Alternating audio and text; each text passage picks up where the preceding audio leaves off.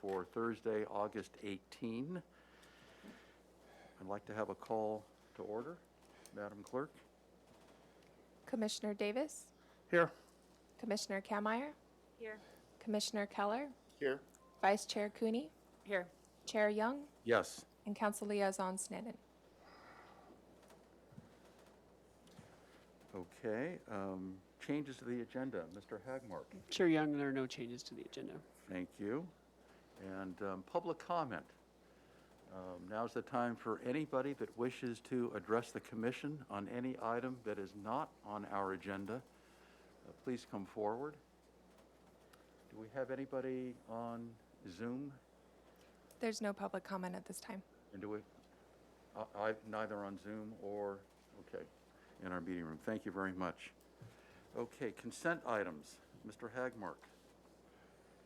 Item A. Yeah, the only thing we have on the agenda today for consent is the meeting minutes from the last meeting. Okay, any comments from the commission on this? Mr. Chair, amendment to the ceremony item number 5. The motion to appoint Commissioner Young as chair and Commissioner Cooney as vice chair. Congratulations again. Thank you. Okay, And then also just on consent item B, there's an extra A in my last name. Okay.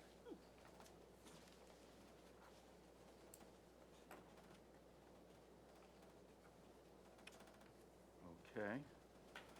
Any other comments on our draft minutes from the prior meeting? Okay, do we have a motion to approve the edited minutes? Motion to approve. In a second? Second. Okay. Madam Clerk, would you take roll call? Commissioner Davis, Yes. Commissioner Kammeyer, Yes. Commissioner Keller, Yes. Vice Chair Cooney, Yes. and Chair Young. Yes. Okay, motion passes 5-0. Let's move on to our administrative items. Sub A, review of Water Commission role and responsibility. Mr. Hagmark. Chair Young, Commissioners, this is our annual review of our roles and responsibilities, and this document has served us well over the years. The Commission serves a very unique role in working with the Council, and there's just some unique items that in some cases just need to go to City Council just based on their sensitivity. So we tried to capture that here just to clear up any confusion on that. But every year we want to revisit this to make sure it still accurately reflects our current understanding. And it's been a really helpful guiding document for staff as well. So with that, I turn it back to the Commission to let me know if there's any comments. If there are, I would be happy to discuss and or make those edits on the spot here, and we can. I had one comment just about not seeing drought response. I know it could go into a couple of different categories here, but I know that that's something that the commission has input on. Which specifically were you referring to on here? Which? Well, so drought response is not on there. Oh, okay. Yeah, we could add that in here. Items go to the Water Commission for input information, so we could add drought right here. I mean, it can go into water supply planning and water use regulations and public outreach. There's a few places that it fits, but it seems like it might make sense to have it as its own line. And your wording was drought? Drought response, but I'm not married to that. Okay. That's a great addition. Thank you. Any other comments from the commission, suggestions? I'd just make a comment, and that is, this has really served us well, and frankly, I've seen other boards and committees wanting to do and replicate this, because it's worked so well over the years. In the meeting between the chair and the vice chair with staff on water resources everyday briefing has really been a great addition, so thanks staff for making that happen. And thank you for volunteering your time to do that, because it's immensely helpful to staff to have that opportunity to sit down and talk with you. So thank you. Okay, shall we move on? All right, thank you very much. Item 6B is our water resources workload highlights for fiscal year 2023. Mr. Hagmark. Yes, thank you, Chair Young. just kind of set kind of our goal here today. So every year, what we've started to institute is this check-in, where we kind of go through, because there's a lot of things going on behind the scenes that the commission doesn't necessarily hear about. And so I have with us today pretty much our entire management team. Well, I know I have a management team here, but also our superintendents. And then, of course, we've got some partners, departments here as well, who we engage with regularly. And we're here today to kind of walk through some of the things that will be coming to the Water Commission this year, and others are just things that we're spending a lot of time on, but the commission may not see. So we're going to walk through those and love to have a good interactive discussion with you. It really helps us to know kind of where you stand and what we need to be spending our time on, maybe the concerns or issues you might have. Ultimately, I think it leads to a better product. So really value this time and your input as we go through this. So I'm going to start us off, and then just to kind of go through the logistics, I'm going to bring up my managers as we go through these different line items, and then I'm going to invite their staff to come up as well. The configuration of this room is a little challenging this time around, but the intent is they're here if you have any specific questions or want to drill in a little further. And I'm sorry, but I cannot. We're going to skip to my page because I can't read that. All right.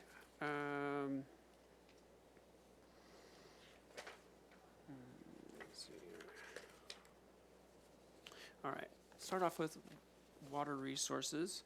And One Water, again, a reminder, I know this commission does that, but One Water does not mean drinking your wastewater. That's what I always hear every time it comes up. One Water is a thought process. It's really a systems thinking. When anything we do needs to have multiple benefits, and we as an organization have gone through and developed guiding principles. It really dictates how we engage with our community, how we engage with one another, and ultimately the environment, social, financial. It's really been a powerful document and really empowered all of our staff to be more involved. We do projects now. There's going to be a solar component if we can work that. I mean, all of these factors that go into it. But one of the things that's really been a key driver for us and is this idea that all of us in water resources have a responsibility. I don't care if you're in collections, you're in water treatment, you have an ownership and a responsibility in helping to educate and inform the public. And again, just one aspect of it, but friends, family ask you, hey, I've got an issue with my sewer lateral. You can answer some basic questions and you can get them to the right people. And that's kind of the mindset of One Water. Of course, all water has value is a big portion of that. But anyway, we continue to build momentum. It probably has initially less of an impact for the public. It's really been more of an internal document, but eventually as it develops, it'll become more present to the public. I think for the public, in my perception, they just expect this to happen, and this is just the mindset of how we kind of unify our team. So FY23 staffing changes. So we had some pretty big staffing changes that we had proposed this year that got approved by City Council, and I just wanted to close the loop with you all. We got the approval for a principal project manager. That position will be reporting to me, and we'll be working on some of our larger projects, developing those projects, and maybe some more of our more intricate, complicated items, things that come to mind. Desal expansion, if that were to happen, this person would be taking a key lead. We've got some reservoir replacements coming up.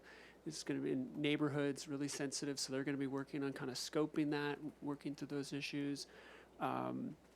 If we were to do a solar project at Laurel, this person would be a key person to kind of lead that part of that effort. So just giving you a taste, but that was pretty significant. We've been relying to some extent on a consultant, and we'll continue to have probably some level of consultant activity there, but I think this will be really helpful. The other position that we got was a desal superintendent. So more and more, we've recognized that, operating a desal plant, initially we thought, okay, we've hired a contract operator, they're gonna just do their job and we'll pay the various bills, and it's much more involved in that. And primarily because we own the plant and it's our permit that they're operating under, there's a much higher requirement that we be more involved in daily operations and what's going on there. So that's another position.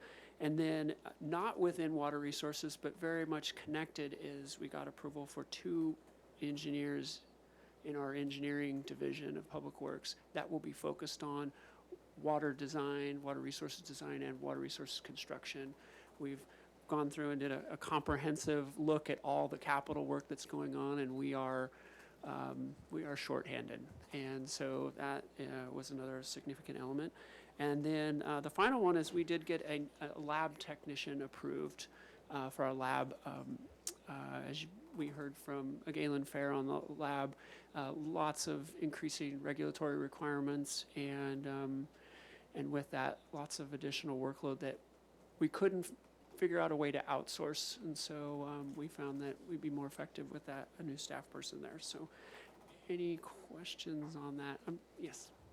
Just one, on the program manager, we also have the electrical upgrade. I imagine that's also going to be within that purview, or is that separate? If we were to do another one, yes, that person would be doing some of the scoping of an effort, but given how far along that project is, it's already in final design and will be going out to bid, not anticipating they would be involved in that. Right, but once it goes into actual construction and all that, would that be also part of the role, or is that going to be something that you leave to the contractor? Not anticipating that. This particular person, we do have an engineering group. They handle design and construction management. This I see. person is really kind of helping with the high-level planning, scoping. I'll let Ms. Flessy expand on that. Commissioner Keller, I'll cover that in the wastewater portion Okay. of All it, right, great. both the electrical and Braemar, and how we are addressing those with our staffing challenges.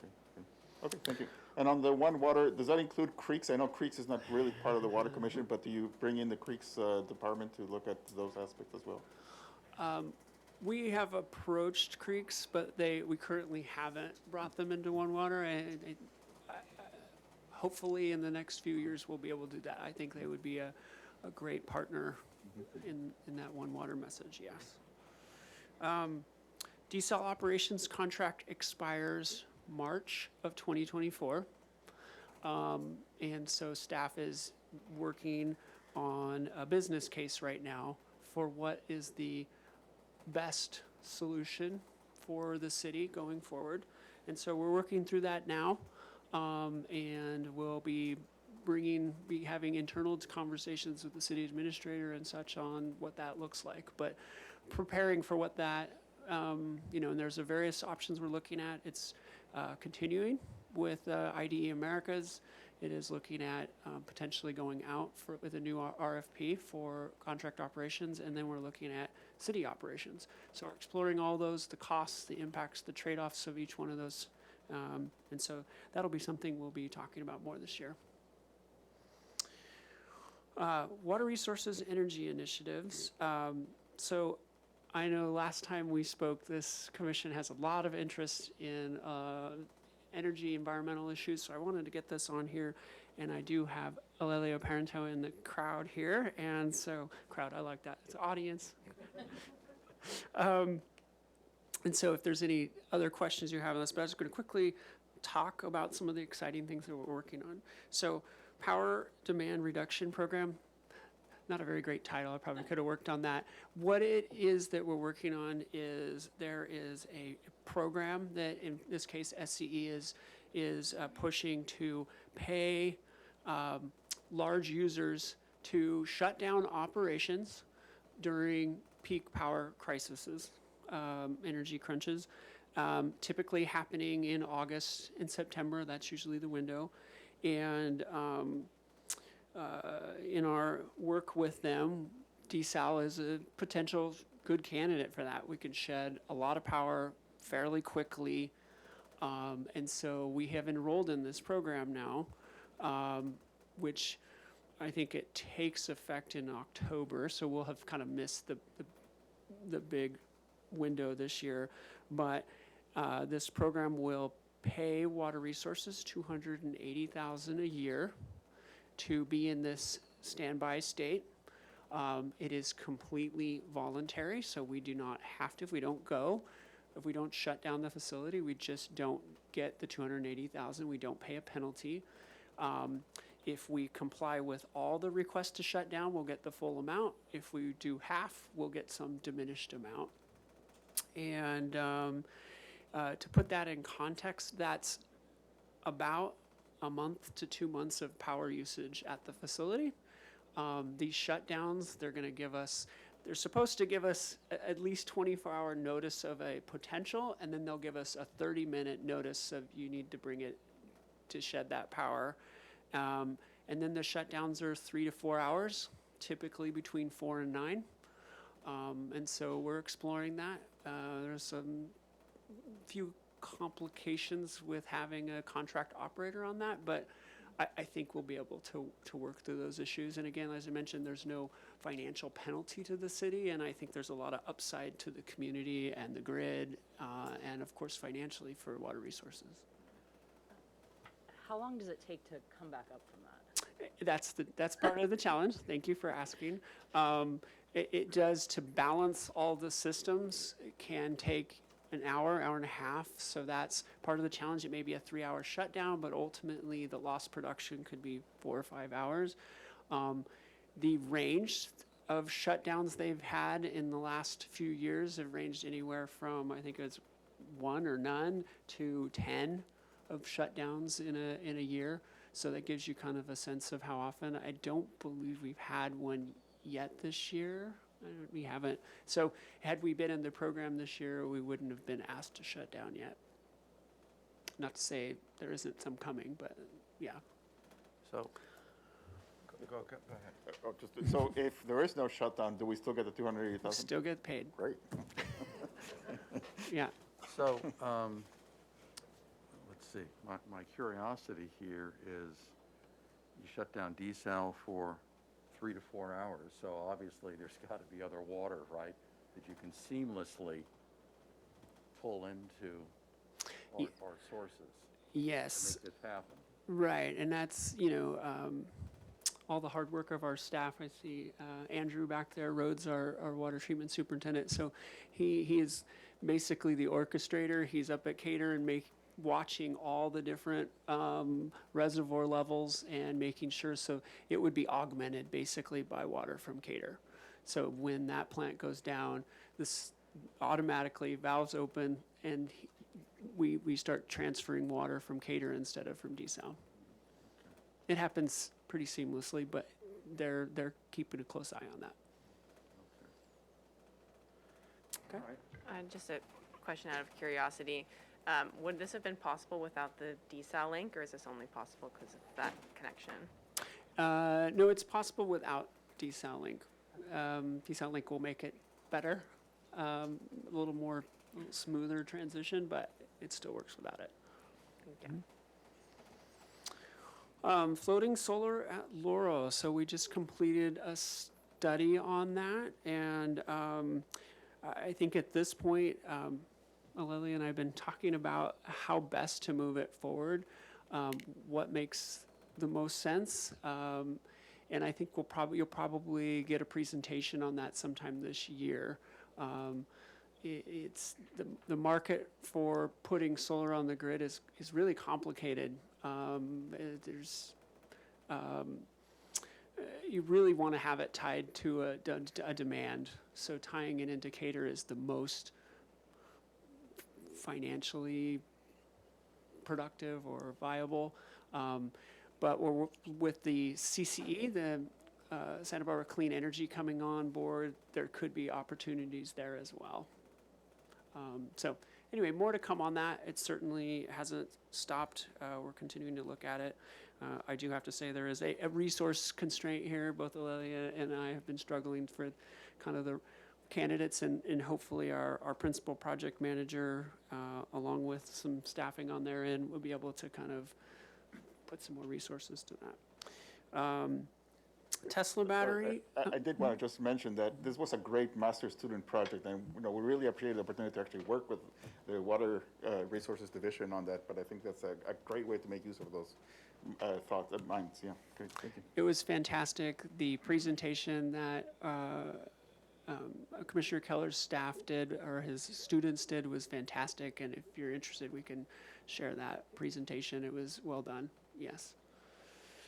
So without jumping the gun on the presentation that's going to happen, can you just give us, some quick bullet points on? I'll ask What was it? Lelia to come up. I guess it's all over the place depending on what structure we ultimately end up with. Yes, Commissioner Young. It's a challenge, as Mr. Hagmark said, because there's a number of configurations we can approach. We can do a behind-the-meter project, which would offset a demand that we have at a facility, so either Laura, which does not have much of a demand, or across the street at Cater. The problem there is we're limited, right? The total demand at Cater is 1 megawatt. The potential at floating solar is 4 megawatts. The more we build, the cheaper the system will be, right? And so to build up to 4 megawatts, we'd have to do what's called an in-front-of-the-meter project, which does not offer the resilience benefits that we would want for the facilities. But it does offer maybe a revenue potential for Laura or COMB.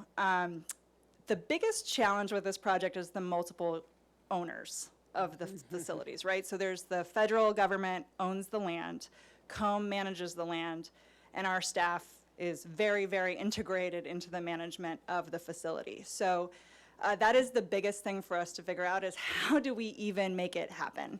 We've been working with the federal government on that. We've been working with COMB on that. But ultimately, we've got to figure out what are the benefits to each of the off-takers to make it work. We are hopeful that we could get good pricing if we were able to build the 4 megawatt project. The 1 megawatt project would probably not be cost effective, especially since we're trying to get Cater Clearwell as a potential solar site. Does that answer the question? Yeah, okay. Thank you. And of course, we're fortunate to have one COMB board member here with us. Councilmember Sneddon sits on that board. But it is complicated. She's one of a few. And so trying to figure out how it becomes a win for COMB, because they're going to be looking to obviously generate a revenue, or at least not make it an additional work effort, significant work effort for their team. And so anyway, there's a lot to untangle here. But so far, we haven't seen any deal killers at this point. It's just trying to figure out what the best solution is. Tesla battery. So we are putting in a Tesla battery at Cater to shed loads related to the South Coast pump station, booster pump station. Andrew Rhodes and Aurelia have been working really closely on that project, and it's moving through the process. I don't know if we have a yet construction date on it, but it's kind of exciting, and it's almost entirely paid for by grants, because it's a fairly expensive project, and we have an obligation to operate it for 10 years, and then it becomes our responsibility. Anyway, it's an exciting little project, and I think the grant funding is for high fire areas. I think that's why we qualified for this particular grant. Hybrid and electric vehicles, just wanted to close the loop with the commission that this is a priority for us. As a city, we're moving in this direction. Water Resources does not have a lot of hybrid and electric vehicles at this time, mainly because we operate pretty big equipment. We do have a few dedicated small vehicles that are electric, and we're replacing them with electric. And we are working with our fleet group and facilities on starting to put in charging stations, El Estero here, and eventually at Cater. So we are moving in that direction. It's a difficult as you all know, the car economy right now is difficult, highly priced, and so I think we're right now really focused on the infrastructure. How can we get the infrastructure in place so that when the car prices and availability of industrial vehicles becomes more available, we'll be able to capitalize on that. And then El Estero Water Resources cogen contract. So we have a contract with a third party who owns and operates the cogen facility at El Estero. And they have approached us. Their contract isn't up, but they would like to renew their contract because they'd like to make some additional investments in that facility and want to know that we're not just going to kick them out. So that will be coming forward. I don't know if we have a timeline on that, but it'll be coming forward. And I believe the pricing we got is pretty, still pretty good for us. It's around 9%, 9.5% per kilowatt hour. And I think our original contract started off at like 7. So still good. I think the key for them is the more methane we can give them, the better. That's what I think. After we finish the secondary aeration project, our gas production did fall off, and so they're eager to find and support any projects that we're doing that will increase gas production. With that, any questions on energy initiatives that we're working on? All right. Public tours still on hold at this point. It's not only a staffing issue, but it's still like we feel like it's still not quite as safe to bring the public into the facilities.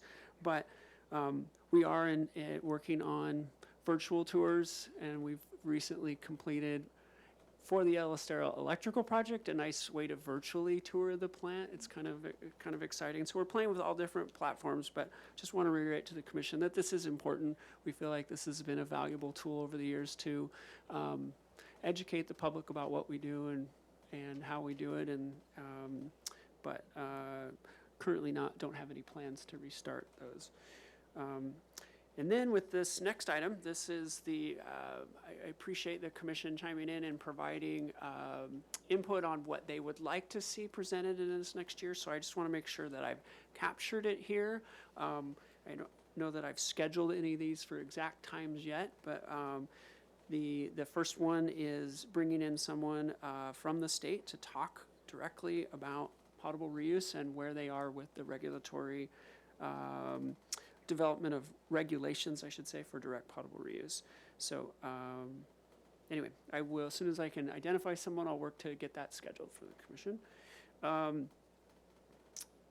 We also are working on tracking down a public health professional to come speak specifically about the testing of wastewater. I've got lots of questions now. Are we looking for polio? Are you looking for monkeypox? All these things, and it's really exciting what we can do, but I really haven't seen significant outreach from the health community asking for that or offering to pay for any of this. So far, reminders, wastewater customers are paying for the COVID RNA testing that we're currently doing once a week. But yeah, we really haven't gotten any partners to step up and contribute to that yet. Watershed-wise landscape incentive program, Commissioner Kammeier brought this up, and I slapped the title on it to try and, but we've been talking about this stacked approach. So when we're offering incentives for changing out their landscaping, this certainly has benefits not only to our sustainability and resiliency department, but also our creeks division. And how can we do that? And so today I've got George Thompson here from our Creeks Division, and of course Alelia from Sustainability and Resiliency, in case you wanted to expand or discuss this a little bit more. But what we're looking for is any input on what you'd like to see in that, and then we're going to work internally to bring something forward. So I don't know if you want to. Sure, I can just say a few words about that. I know, thank you, Joshua, for humoring me and listening to me go on about this topic, but I do think that there's a lot of opportunity as we're bringing back the turf rebate to include additional incentives for more sustainable landscaping that goes beyond just water use, and looking at rainwater capture in particular is something I'm interested in. And I don't know if folks saw, there was a big New York Times article that came out this week about mega floods in California, and I know we're all talking about drought, but the reality is that California is seeing increasing weather extremes on both sides and thinking about how we're going to address urban flooding and stormwater capture when we do finally get rain again, and it might come in, more intense storms. And I think that landscape scale or, resident scale rain gardens can really add up and help address that problem on a city scale. And if we can take the opportunity while folks are already doing lawn, removal and landscape transformations, I think that could have a real added benefit for the city. No, and I really think it's great. We've captured a lot of this in our permitting. So when someone's coming in, building, doing major renovation, there is strict requirements on landscaping, and we're capturing a lot of that. But I think going after the folks who are just want to change out the landscape, it doesn't necessarily require a permit. How can we help incentivize them to do the right things? I really think it's and to that extent, whether the commission or public knows, we're kind of limited on how much we can give out in grants basically on this. It's really tied to our cost of water. So, we look at, for example, desal expansion would be our next cost of water. It kind of establishes the unit cost for how much we could pay a homeowner to make modifications to reduce their water usage. And so what Commissioner Kammeier is getting to is that that's how much water can put forward, but potentially creeks or even Sustainability and Resiliency Department, they have energy and other funding sources that if they can tie that benefit back to potentially could lead to another like stacked incentives. So say we may be able to do 700, creeks may be able to do 250, and then Sustainable Resiliency could do 100. You now got this, over $1,000 rebate that we can offer customers now to do the right things. Sure. Maybe also on top of that, instead of just like monetary rebates being out there to help people, like for example, with the sewer lateral program, you have a lot of outreach, or it's easy for people to get the contractor or work with the city or whatever, but like, I'm sure some of us are in the same boat. Like I have a house, right? We killed our lawn in the last drought, and now it's just kind of, you know. And so, and the question is like, what's right to do? And sure, like you could sit there and do the research and look up landscape companies and whatever, but and I know this is obviously work for you guys in the city and everything, but if there was easy to follow, these are some landscapers that have done this work before, these are some people that, when you say permitting process, I'm sure that half of the homeowners in Santa Barbara are like, I'm over it, I don't want to pay attention to that, and I'm, sorry about the truth, but, if you make it easy for people, like, what's out there? I know there's some pretty cool YouTube videos that are well done, but is there a website with resources that says, like, if you wanted to do, landscaping that's rainwater capture, or you want to do these things, like, how do we make it easy for people to, so if people are interested, but maybe, it's silly to say, but like, there's a lot of stuff, right? Everyone has jobs and family and whatever. So how do we make it simple for our residents to make that decision instead of having like a front-loaded decision-making at the beginning? Maybe there's a little bit of a guide or how to do this easily, or here's some, examples that this much square feet costs this much this year, or those sorts of things. Are those available for people to look at? Because sometimes the barrier to entry is just decision-making.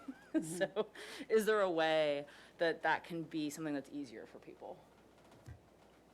And I think we could expand, because certainly we have a lot of stuff on our website, but I always think you could improve, and how can we make it easier? Or do people know it's there? Exactly. So I think certainly when we bring this back to the commission, we can expand on that and get further input on how we might improve in that area.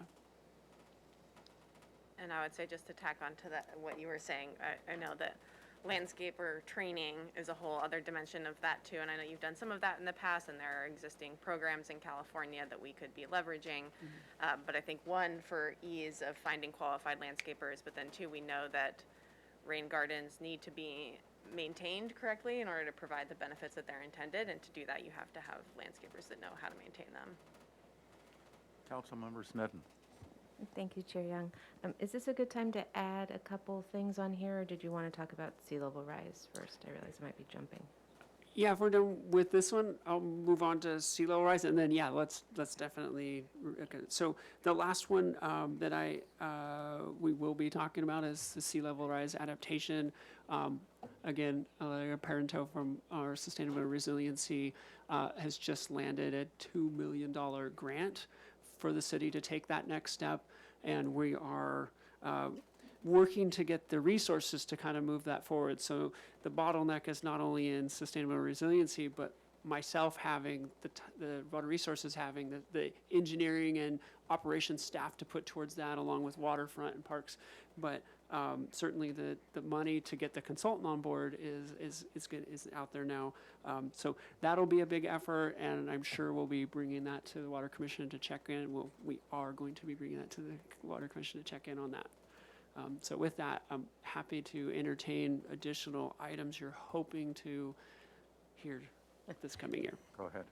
Thank you. And in addition to supporting the special presentation and added work really for the watershed wise landscape.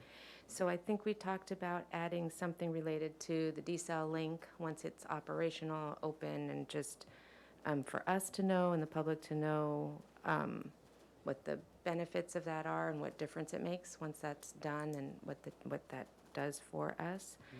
And then I don't know if this is the appropriate place to mention or not, but I just got back from Florida, red eye, and on this little sand spit area in Ormond Beach, like not a big city, not a big anything, every single house has recycled water access for their irrigation, and it's like inexpensive. It's just how they water their lawns, and I just continue to wonder why we don't have more use of our recycled, reclaimed water, and especially when we're talking about One Water and moving in that direction and killing lawns and watersheds and all the different things. It's a question that comes up pretty regularly from the public of why aren't we using that more throughout the city. And I know it's expensive and there are different reasons for that, but it might be nice for us to revisit it as a water commission and have a presentation and be able to discuss it. Fantastic. So with both of those, so with the recycled water, we're doing our market study. So we're going to be bringing that to the commission, I believe, in October now. We will be sure to touch on that specific issue. Right now, the state is really holding that back, but there are other, I think, future reasons why I think we want to try and, other ways of using recycled water, yes. And then the desal link, we do have our water system annual report, and we're planning on touching on that, but just quickly, that project is planning to be completed in early 2023. And again, there are several factors to this. So desal link is the pipeline component, the new pipeline component. There's also, we're going to be rehabbing a portion of the existing 24-inch main that we tie into, and then there's the pump station at the desal plant that will be upgraded so that you can push the water up. So several factors, but absolutely we can provide an update on all that, how it fits together, and when we will actually be in a position where we can push water from desal up to Cater. I had one just follow-up question on the recycled water piece, and I forget, Jeff, maybe it was you who sent an article around about providing recycled water, that cities do this where they basically, like, people can just come and like fill up barrels or buckets, which, and I actually was talking to a colleague, and apparently that's a somewhat common distribution approach for recycled water, and they're giving it away for free, that basically people can come and fill up a tank to irrigate their lawns. And I have no idea if that's effective or not, but I was just curious if that's something you guys have looked at. We have looked at it. It came up extensively during the, I wish they'd give droughts names, the last drought. They're starting with heat waves, droughts are next. I know, I want names. It would make it so much easier. So we could just give it a name. I like that. So yes, we talked about it, and on many levels, it's symbolically it looks great, but it's kind of a disaster on many levels.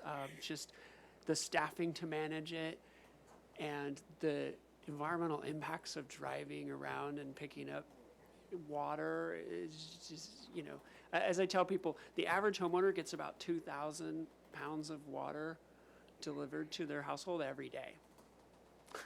So a half a car is delivered to every household. It's quite remarkable how much is moving around under the city. And so to think someone's going to come and get some water and move it around, it's just, and it would not really move the needle on water supply, but I'd be happy to bring that back because that's what the community's talking about. So we need to be making sure that message is out there and why we don't think that's the right thing for us to pursue right now. And we'll figure out a way to roll that into one of our water supply updates and discussions because I think I hear it too. So Thank you. I think even like the visual of what, like the scope of a container to water the average size lawn Yeah. would be, like, not to be ridiculous, but like, I mean, most of our cars couldn't handle the added weight without upgraded suspension. Not to be a dork. right. True. I've got a question on scheduling. So when we look at these items that you've got planned for us, have you looked at the next 12 months and kind of taken some of these items and, pegged them to a certain commission meeting, month-wise and said, yeah, this kind of fits in here. We'll be ready for this one maybe later in the year? I have not yet because I wanted to kind of hear what was all of the list and exactly what you needed. And then I'm going to be working with staff, like I'd mentioned, in particular the watershed-wise landscaping thing, and we'll figure out, there's various partners and what's going to take to get something together. And then we'll put together a schedule. I'd be happy to follow up with the chair and vice chair, and we can kind of show where these are going to fall out in the next year, tentatively, at least, so we can see what that looks like. That'd be great. Yeah. Thank you. All right, if there are no other questions, I'm going to bring up Ms. Flessy, our wastewater system manager, and she's going to walk through her.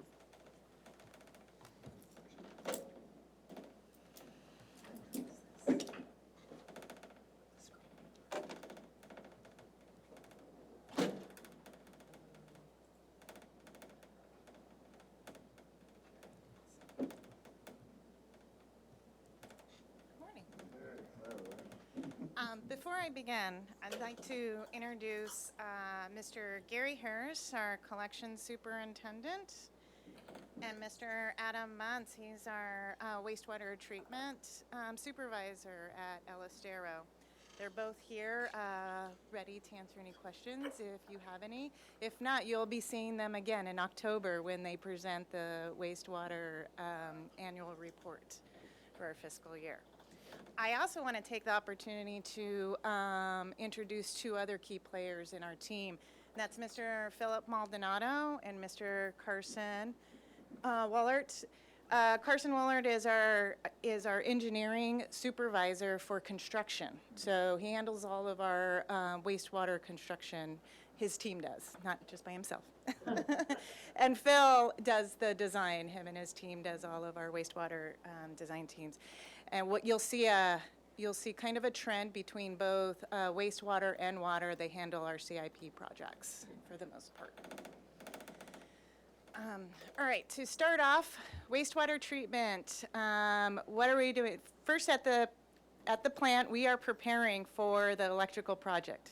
That is going to be a big impact. What have we done so far? We've hired our construction management team, and right now they are helping us bridge the gap of our staffing needs, and they're pulling this project to the finish line and getting it through our community development and getting all of our building plans.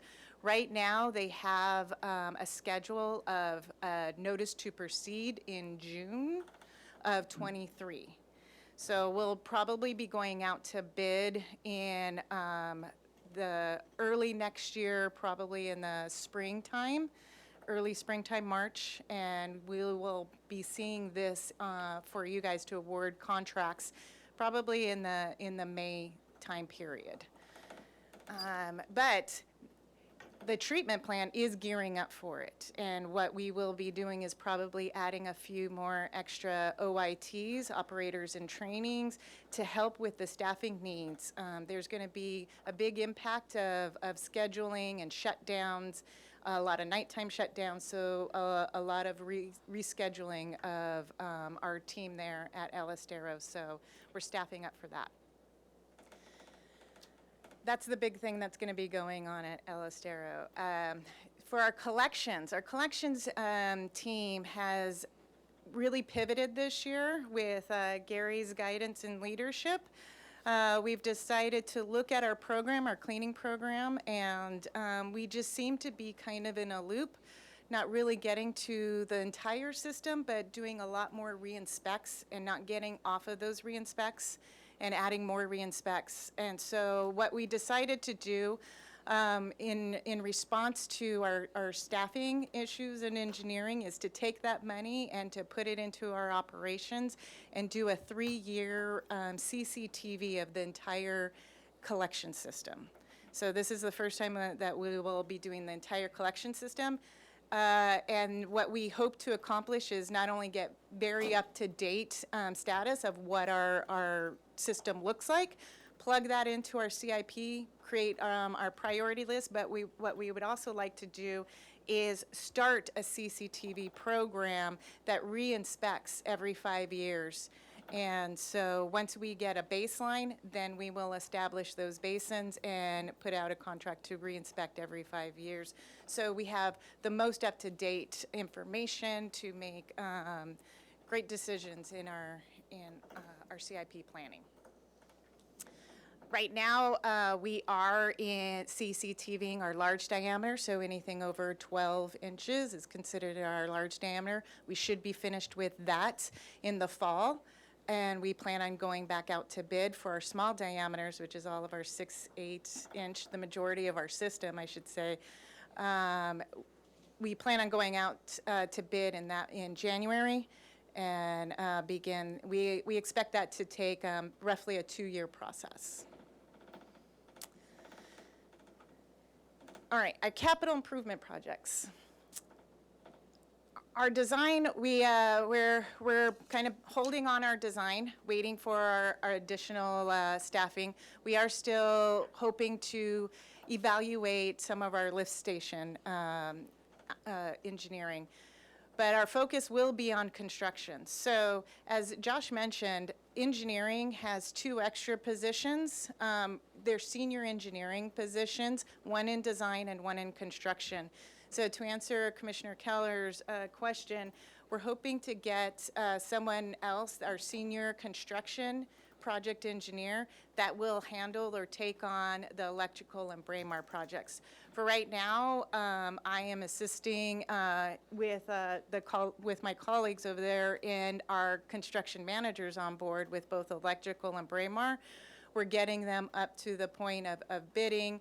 And we are taking advantage, both of those projects have long lead time, so long procurement. So the actual construction will be several months after the notice to proceed, because a lot of our equipment is taking 9 to 12 months to even get here. So don't start digging until we get the pieces and parts. So that will allow us to recruit, train, and get our project engineers who will manage these projects for us. I know this, the council is aware of this, but our engineering group has been pretty decimated by the current labor market. We're down 10 engineers right now in engineering, which is over 25% of our engineers. It's a very difficult labor market. We've done multiple recruitments and we're just having a hard time being competitive. So it has had a ripple effect. So we have streets projects getting delayed. We've got water projects, water main. All this is kind of, we've done all this work to kind of choreograph all this work that's going on in the public right of way, and then now not having really the project management and engineering to deliver those projects has really been complicated. Our city engineers really trying to pull out all the stops to try and figure out how best to it, along with our public works director, how do we get these positions filled? How do we become competitive? So just sharing that, just so you have some background, if you see some of these projects being delayed, that's really some of the primary reason. And That means that our operators are now going to have to continue to maintain assets that we really should have had replaced. It just has this incredible domino effect. And just sharing that just so you have some context to some of the issues that are going on. How do we set the pay rate for those positions? Our HR group is right now has initiated a salary and compensation survey, but it's not going to be done until like 2025. So it's not really helpful now. We've asked for them to do a special assessment of it. But yeah, it's just right now, obviously, it's complicated for a lot of employers to recruit, but particularly in the technical areas. We've been, actually not even lately, we used to be good at getting people right out of college, but then there's a lot of learning that needs to go on. Not to say that's not worth it, but in some of our positions, as Amanda's talking about some of these, we're looking for people with 3 to 7 years or more of engineering experience and can hit the ground and start really cranking stuff out, and that market is dry. So really struggling that area. We're hoping they'll do a salary survey, at least for the engineering group, to see if there's more that can be done. You may also be aware of like the PERS changes. So we've got classics and PEPRAs. So PEPRA's like the new retirement. It's a significantly diminished retirement, and I don't think we've stayed competitive there. That used to be somehow we could lure some people away from the private sector because we had this, attractive retirement.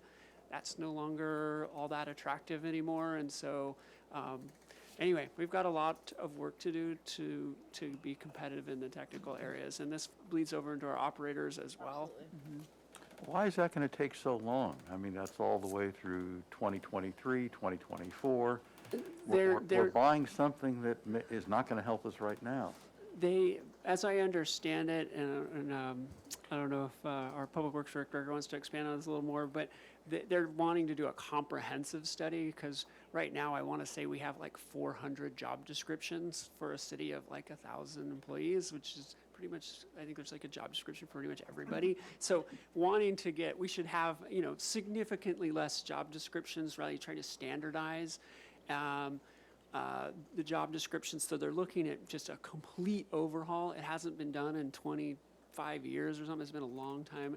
Councilor Stead may also have additional information. And then with that, doing a salary survey that really looks, as we try to transition to, I think, a different level of competitiveness in the market. That's going to be challenging too. Chair Young and Commissioners, I'll just add in that it is a complicated web. As Mr. Hagmark described, we have 400 plus positions, and in one way or another, in one way or another, they're all tied to each other. And because of that, if you move one piece, 10, 15 other pieces move, and so on down the line. Of course, as a municipal corporation, the city has to be very aware of our expenses. Even some are paid by enterprise funds, but those are tied to other positions that are paid by general fund. So that's one of the reasons it takes so long to do a comprehensive classification and compensation survey. Ms. Wendy Levy, who's our director for HR, is taking this on. Of course, she's also dealing with the current situation of an enormous number of recruitments just because of what's happened in our economy and the turnover in critical and professional positions across the board, not just in public agencies, private industry and alike. As Mr. Hagmark said, I met with Ms. Bjork yesterday. We discussed this at length.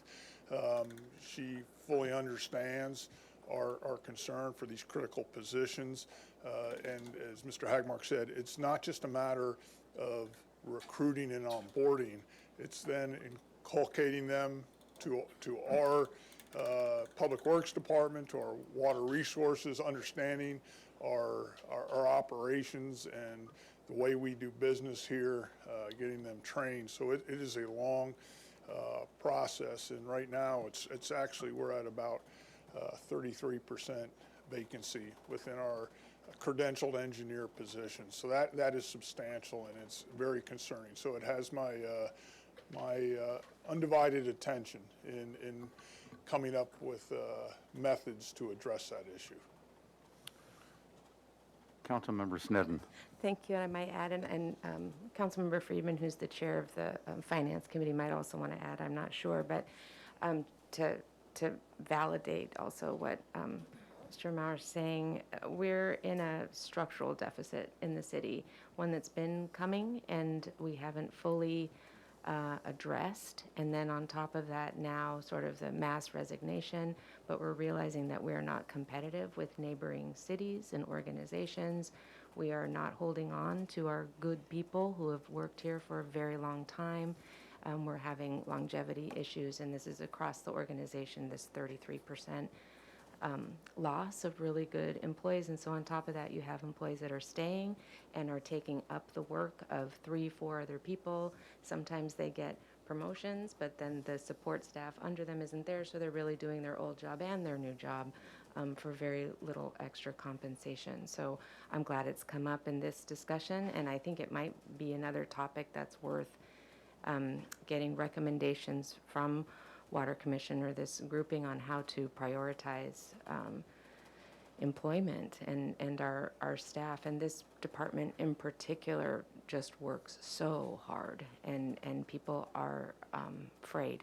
And it's an organizational issue that it's pretty amazing that we keep things running the way that we do on such a skeleton crew of mighty workers.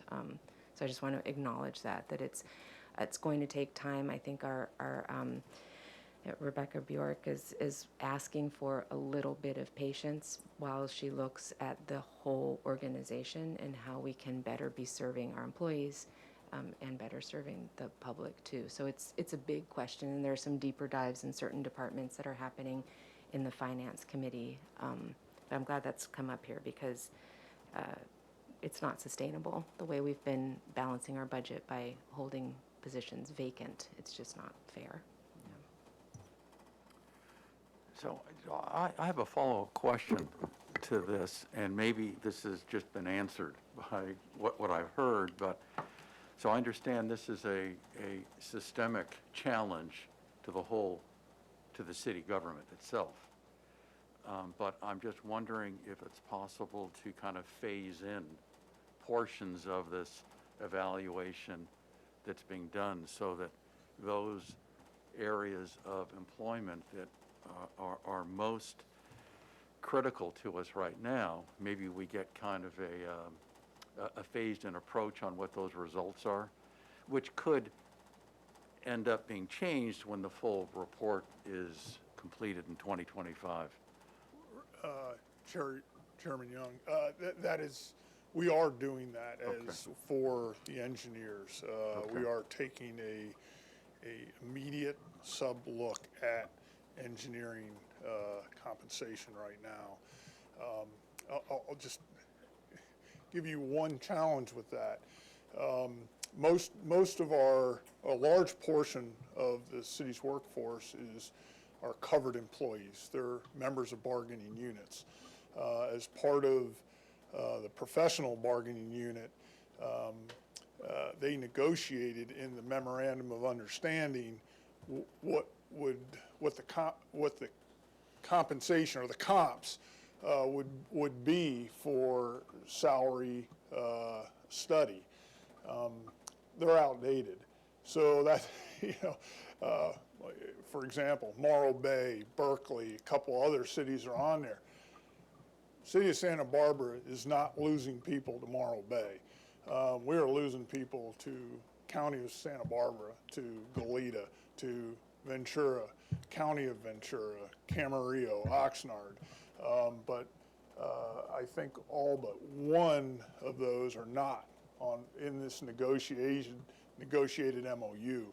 So those are things that that's just like one more layer that we have to go through And I think we can get there with the bargaining. They would probably welcome updating those comps, but it just takes time. It's more effort coming to the table and looking at those things. So, yeah, we're working on it.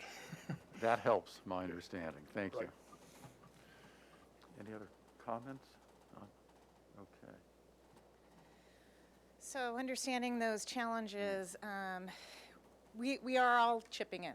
And so I'm putting back on my project engineer hat, chipping in with my partners, picking up where I know I can, and just like and all of our operators as well, they're picking up a lot of aspects and maintaining things quite a bit further out than what they should be.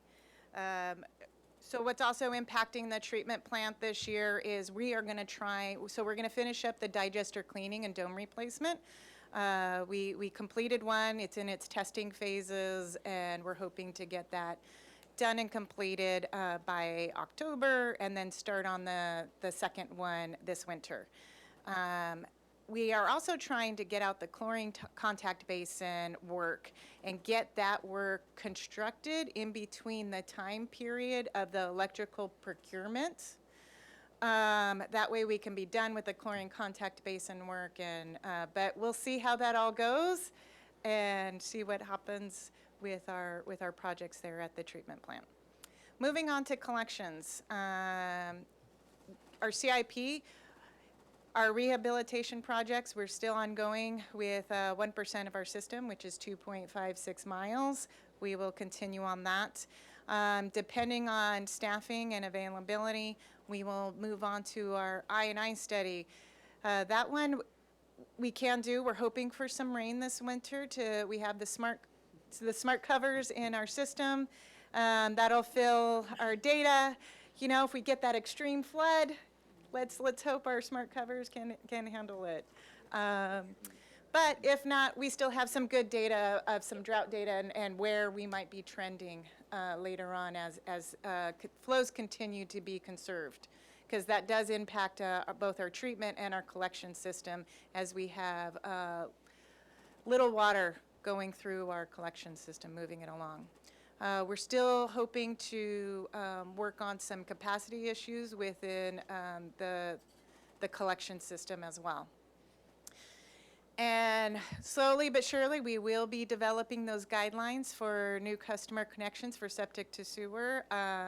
That's all depending on staffing availability and time. And still continuing to enhance our public outreach. Our public outreach, educating the public is really what we need, making sure that they know the 3 Ps, what to flush. That's really important. Wipes, clogs, pipes, no wipes down the toilet, and informational tours, trying to get those virtual tour options just as a additional to in-person when we return to in-person tours.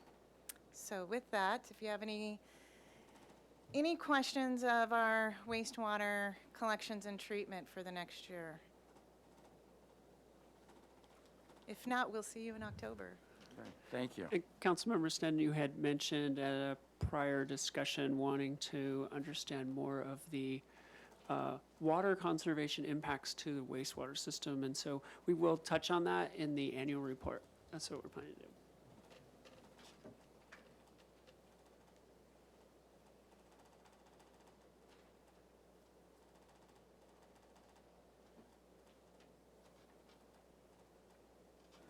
Good morning. I'm Kathy Taylor, the city's water supply and services manager here, and I'm here to talk about water supply and services. I think you've heard a lot from us lately with our water supply planning and our ongoing drought updates and how we're strategizing to meet the needs with our water conservation and our water use restrictions, and also our water supply strategy. We're continuing to go to council and water commission with biannual updates, water supply updates. And I also give you bi-monthly updates on the local agencies, the CCWA, COMB, and the CCRB. A lot of those activities are tied up with the USBR and contract negotiations and the biological opinions, and so none of it seems to move fast, but it's all very important. Recycled market assessment, Joshua mentioned that earlier. We're working on that, and we will planning on coming I apologize, I'm remiss by not introducing my staff who's here to support us, answer any questions.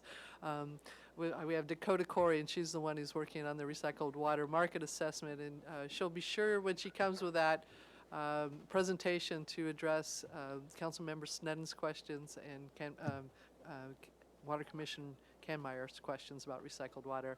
And I also have Teresa Lancier, who's our superintendent over the water services, along with Madeline Wood, who's of course our ace in water conservation and public outreach. And Galen Fair is here. She's our water quality superintendent, does a lot of things for us with the SLIP program and all things at the lab. So thank you. I apologize for that. We're also participating in CCWA's market management strategy study. That study was completed, and now they're working on a few of the items that were identified, specifically with water storage opportunities elsewhere.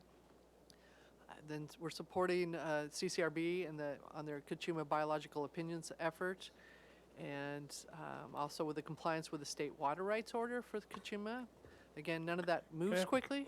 Can I ask a question just on the biological opinion? Status, where's it at? Timing, just generally? Or we don't know? I mean, that's why I asked the question. It's a good question. Yeah. My understanding is I think the BA has been submitted to NIMS, and that's the last. We're just waiting. We so- have no idea. Okay. Fine. We've been saying that for what, 10 years now? I really It got don't. submitted to the black hole, and that's where it's at. But Yeah. we are ready to support and be there and answer any questions they might have. Also, the Kachuma Master Water Service Contract Agreement, they did get a 3-year extension, but that's pretty much on track with the master contract for Kachuma. And the COMB O&M contract renewal, that's another ongoing effort. And then something I can provide a little more specificity on is the COMB secured pipeline project that they're working on. They're hoping to have that project completed, deploy the pipeline, and have it in place by the end of the year. And the emergency barge planning for that, if we do have another dry winter, they will need it by next July or August. But the contractor needs 120 days notice before to prepare the barge for deployment. So they would have to pull the trigger on that in February or March. And so Councilmember Sneddon is on part of that board. So I don't know if you have anything else. I would just say that it's a really big deal, the secured pipeline, and it's been through multiple years of back and forth, and it has complete support from member agencies and the surrounding agencies as well, and very exciting that it'll also improve water quality, be drawing from deeper in the lake, and has a lot of sustainability benefits. And I will just add quickly about the biological assessment that CCRB was able to, it was a couple of years worth of research and funding our own biologists to add comments about what might be better for the fish and the flashy hydrology, and taking into account the actual history of the river there too. So those have been submitted as well, so they're under consideration, but it is in the, it's out of our hands at the moment, but there was a lot of input that was welcome and considered through that process so far. Thank you. I just had a clarifying question. So is the intent of the emergency barge to act in case we need lower intakes before the pipeline is done, or is it another alternative to the pipeline?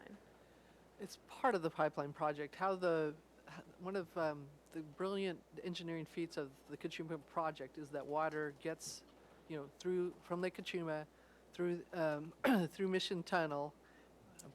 Tecolote Mission Tunnel is ours, down to our treatment plants, and is treated and is delivered to actually this building here entirely under gravity. And But what happens when, because of the drought and the elevation of the lake drops to the point where the water cannot be flow via gravity, you have to pump it up.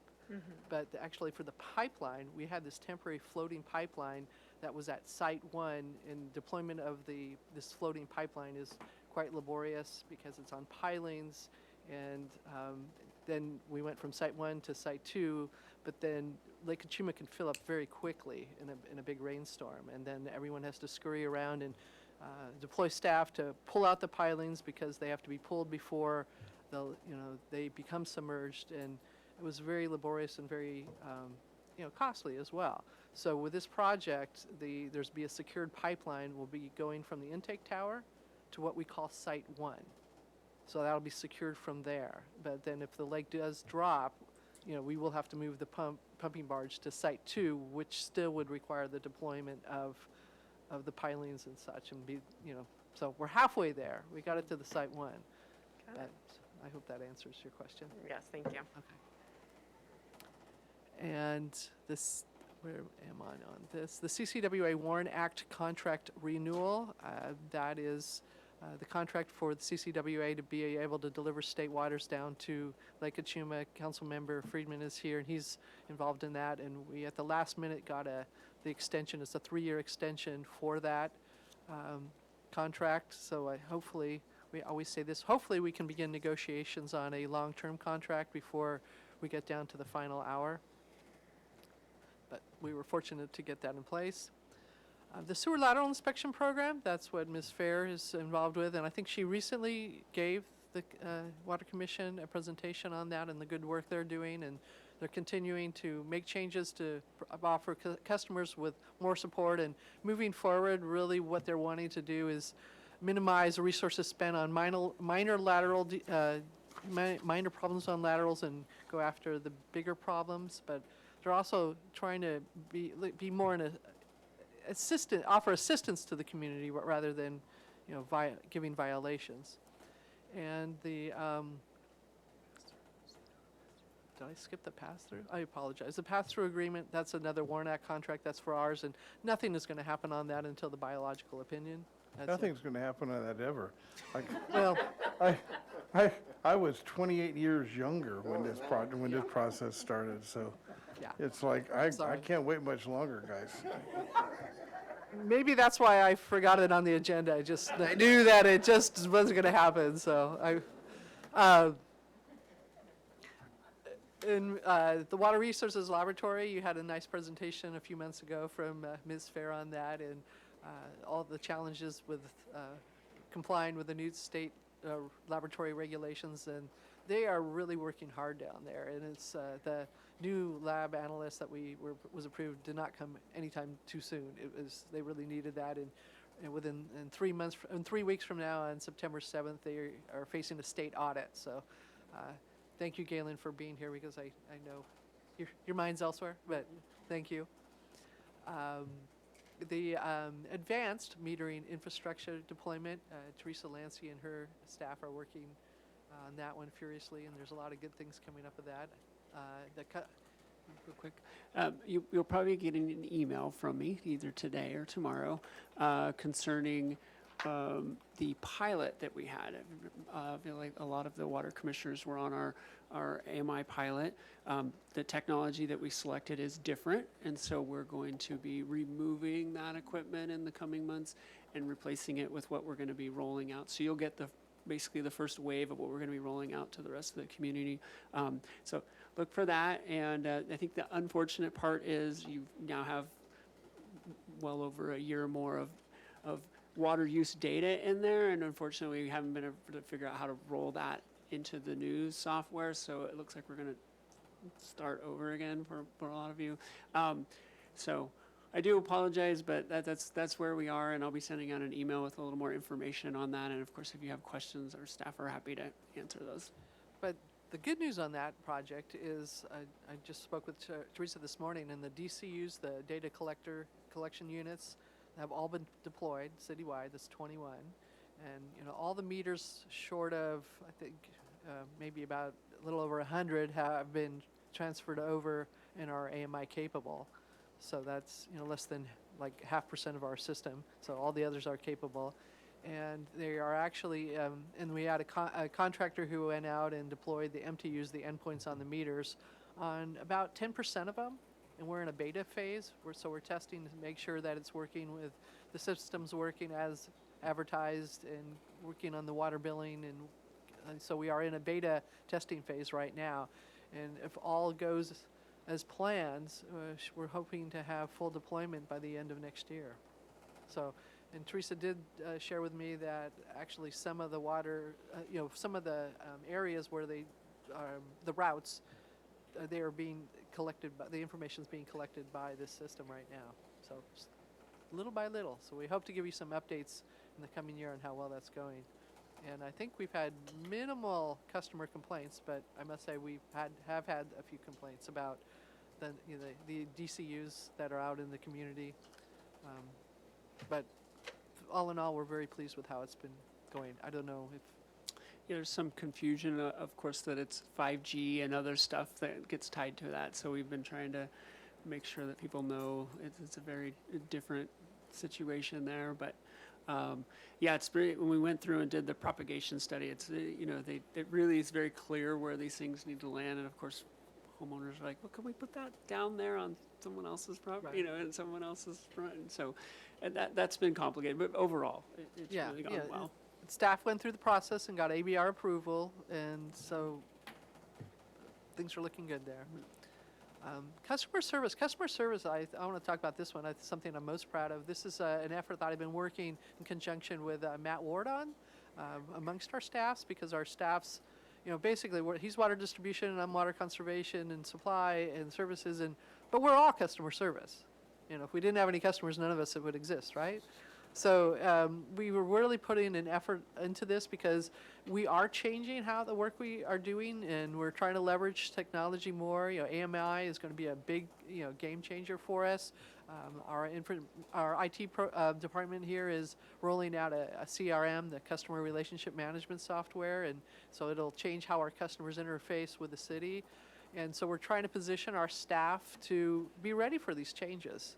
And, we want to do the work we're doing, but we might do it a little differently.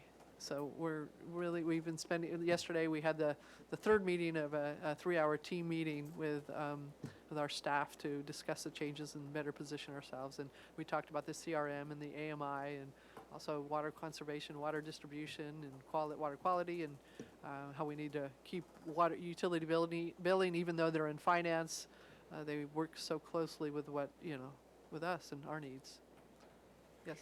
I have a question about how does AMI interact at all with the Flume devices? And will AMI basically make those, or kind of replace those, or how do those interact? So the best way to describe it, I have a Flume. I wanted to demo that before we were rolling out to the community. And it's giving you literally minute data. Our AMI is not going to give that kind of resolution because we would be out there changing out batteries too frequently. So we're getting 15-minute increments for the AMI there. So I think for the person who's really wanting that detail, the Flume is great. I think it continues to serve a purpose. It can work in parallel with what we're doing. It doesn't disrupt that. But what we'll have in place will certainly have enough granularity that it can alert you of a leak, and you can kind of see trends in your water usage. But it isn't like the Flume where you can see someone flushed a toilet. Like, it's that sensitive. So it'll actually pick that up and show you in that 1-minute increment. So I think they can work together. I think it offers the people geeky like me who really want to kind of dig into the details, it offers that. But for those who have like a normal life and don't want to get into that, but they want to know if they have a leak, and then I think the city's AMI is going to be perfect for them. Yeah. I too have a Flume. I want one. Just a quick comment that it really speaks to your work ethic so much, that a department that already has such excellent customer service, you're so known for your customer service, and yet you still have it agendized to work on better and better customer service. And I just want to take a moment to say you really stand out in your customer service. It's remarkable. Thank you, appreciate that. Fantastic. Any questions for me, or I'll turn it over to? Actually, I do have a Yes. question. It's at the 30,000-foot level. Given the continued drought and everything else going on, I'd like to come back at some point and have a review of the future desal expansion, talk about the provisions which are in the Enhanced Urban Water Master Plan, talk about the timing issues to do an expansion in that regard and when we might start to get involved if that were the case. And also the cost implications, given the agreement with Montecito as to going forward, essentially, what happens with those provisions that were triggered when we went to the 5,000 acre feet expansion area. So just future discussion so that we're more familiar. And I'm going to make the assumption that this drought is continuing into the future and we could hit that within the next year or two. Yes, thank you. And I think certainly there's a lot to unpack there. La Cumbre Mutual Water Company is interested if we expand. Montecito has mentioned they might be interested in more water if we expand. And so I think it's an interesting conversation, discussion. There will be lots of discussions with the Water Commission and Council on this. Staffing wise, we just need to get our ducks in a row to dig into all of this. And I think that's where I'm excited to get this principal project manager on board to really dedicate the time that we need to put into this, because there's so many pieces to this. And I think I carry the Water Commission sensitivity. I want this plant to be right-sized. I don't want to have this big stranded asset that it does rain, because it is coming. We will have some crazy wet year, and it will shift things around. And I want to make sure that we've made the right investments, and we continue to find that to be a key and useful part of our long-term planning. So I think that's a big part of it. So I appreciate that, and we will be talking a lot about that. We'll be checking in on where we are with the matrix of when we need to start that planning. So yeah, more on that when if we do our next water supply update, October, November timeframe. Great, thank you. And as part of that discussion, since we're on it right now, desal, I'd like to see our discussion with the work that Commissioner Keller's students did in terms of assessing environmental impact. So I think that should be part of everything that we get briefed on.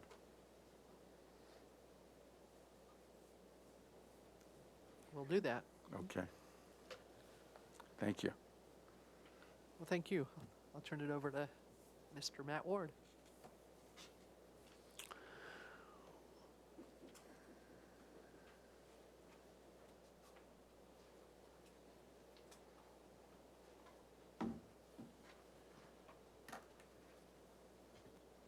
Good morning, Chair Young and Water Commissioners, Council Liaison Snedden. I'm Matt Ward, the Water System Manager for the City of Santa Barbara. Today I do have a couple of people in the audience with me. Andrew Rhodes, Water Treatment Superintendent, as well as Robbie Days, Water Distribution Superintendent. And I'll go ahead and introduce again a very important part of our team, Carson Wohlert, who's Supervising Engineer, and Phil Maldonado, who is our acting principal engineer. And yeah, we'll start at the top. And please, any questions you may have as we go, just let me know and be happy to expand on things. So yes, we are preparing to present an annual report to you again this year. We started that process 2 years ago, kind of modeling after what wastewater was doing. And it's just an opportunity for us to check in on how the system's performing really at the program level. So give you an idea of, where we're performing well, where we're struggling. So we're going to prepare to do that later this year. And our operations, treatment-wise, we've recently started up Ortega Groundwater Treatment Plant as a part of our long-term water supply. And I'm sorry, yeah, slide. Fortunately, I have my notes. Sorry. Yeah, so we recently put Ortega Groundwater Treatment Plant back online.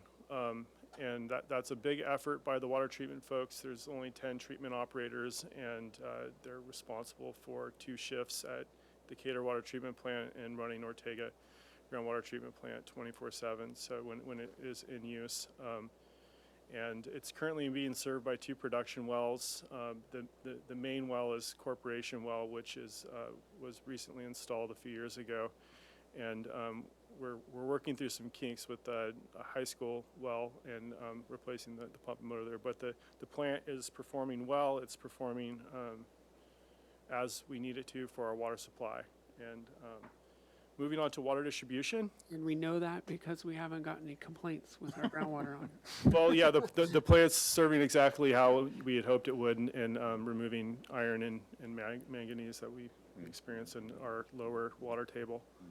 So, When you bring it back online, how much flushing do you need to do of this whole system? You know, it's been shut down for quite a while, so.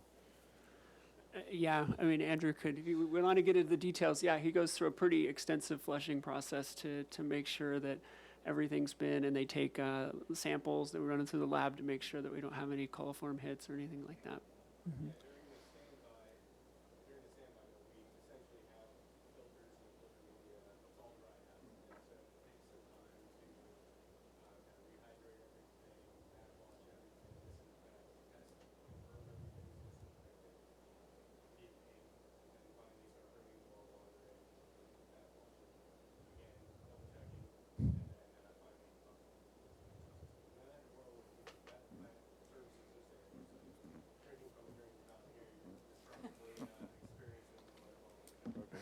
The wells don't require particular, you know, flushing or? We collect back these at the well. Okay. As well, and even when we're not running the plant monthly, we have a maintenance schedule. We start up the wells at each, or the pumps and water at each individual well site, to make sure the equipment's functional properly. So we do that monthly when the plant's not online as part of our monthly.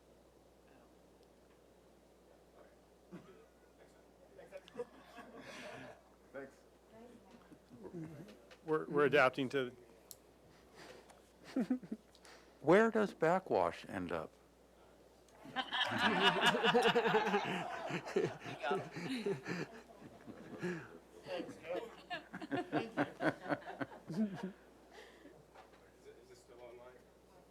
a little late. The backwash water? Yeah. There is a backwash water tank there. So all the backwash water used, when the plant's online, we'll use groundwater production water filled in the forebay, and we'll backwash the filters. And then that water goes into a wash water tank, which then drains to slowly to sewer through an industrial discharge permit down Helistera. Okay. Thank you. Yep.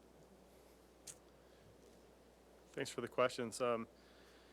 So moving on to water distribution, and we'll report more on Cater's programs and such. I don't want them to sound like they're not so busy, but water distribution has a lot going on, and one of the topics we wanted to touch on was operator training, which we have, depending on how you count the various classifications, we have 20 certified operators in water distribution, and you might recall from past discussions that over the period of several years, but really coming to a headway over a few years, we had a significant turnover in staff, and some of that was expected, and our operator and training program was supporting some attrition, but what we were finding was that a lot of our operators were our excellent staff were being taken by other agencies. So that really required that we look at how we train a lot of staff in a short period of time. And it's not a unique challenge to just the city, but we were significantly impacted here because, as you know, we're kind of geographically like an island. And so we ramped up our OIT program efforts. Typically, we have a couple of OITs in the program. Operators in training. Operating and training programs, yeah, sorry. Thank you. We ramped it up quite a bit to accept about double the number of operators over the past few years. And what was critical, I think, in order to making our operator training effective was to look at the various operations as a whole and not just in their in particular parts. So traditionally, the distribution operator team had been split into about 3 sections, one focused on emergency services, another focused on pipelines, another focused on our pump stations and reservoirs. What was interesting is that over time they were all required to have the same certifications, and so it all of this kind of confluence led us to a point where we really had to reevaluate how we're allocating our staff. And so what we did was we combined those sections and reclassified those 20 positions into a more uniform classification, which allows us to actually move those staff members throughout all of our programs in water distribution. It was a pretty significant change in talking to a lot of other agencies. They had all kinds of concerns about union concerns and having training different staff to do a variety of functions. But ultimately, over the last 3 years, we found it to be quite successful. Our retention rate has been very strong, and we're optimistic that the changes that we made to training is going to really benefit us long term and allow us to provide the services that are asked of us. Can I just stop there for a second? I did want to ask, and you kind of answered the question, I think, right there. We talked about engineers in terms of retention and recruitment. Other agencies I'm involved with, we're having that problem system-wide. I mean, bus operators, maintenance operators, mechanics. Are we, in terms of operators, both wastewater and wastewater, is that retention and recruitment issue everywhere, or was it specific to the engineers? I was going to say, it does vary by work group. We really struggle in collections. Collections is, it's normally a challenging job and a challenging job to get people to stay with, but of course it's worse right now. I think as Mr. Ward's been talking about, we've recently made some of these changes which really bumped up the pay for our water operators, and that I think has helped, along with they now do a rotation, so they get to experience much more diversity in that area. And then as he'll get into, just a lot of exciting things that I think are keeping. And again, we've got a younger group now for the most part, so I think that has helped. So it's pockets where you're seeing change, a lot of turnover. Certainly the labor market is really difficult when we do have vacancies. Like we are starting with someone who has, I work at Lowe's and I want to be a water operator, and we're starting with that, an initiative, and we're building them from the ground up. We are not finding people coming in with, oh, I got 10 years of experience in my certification and I want to work here. That is not. We end up being the nursery for most agencies from that. We build them up, and then they want to get rid of a commute, they move. And that's the hard part for us. And hopefully we can turn that corner and be that agency that people actually want to come here with experience and work here, but that's not the situation right now. Good, thank you. Yeah, so I do think that water distribution was unique, and it did get hit with that kind of and this happened a few years ago, but it's also coming to a headway in other areas, and we're really looking at a variety of ways that we can retain our employees. We're reaching out to the high schools.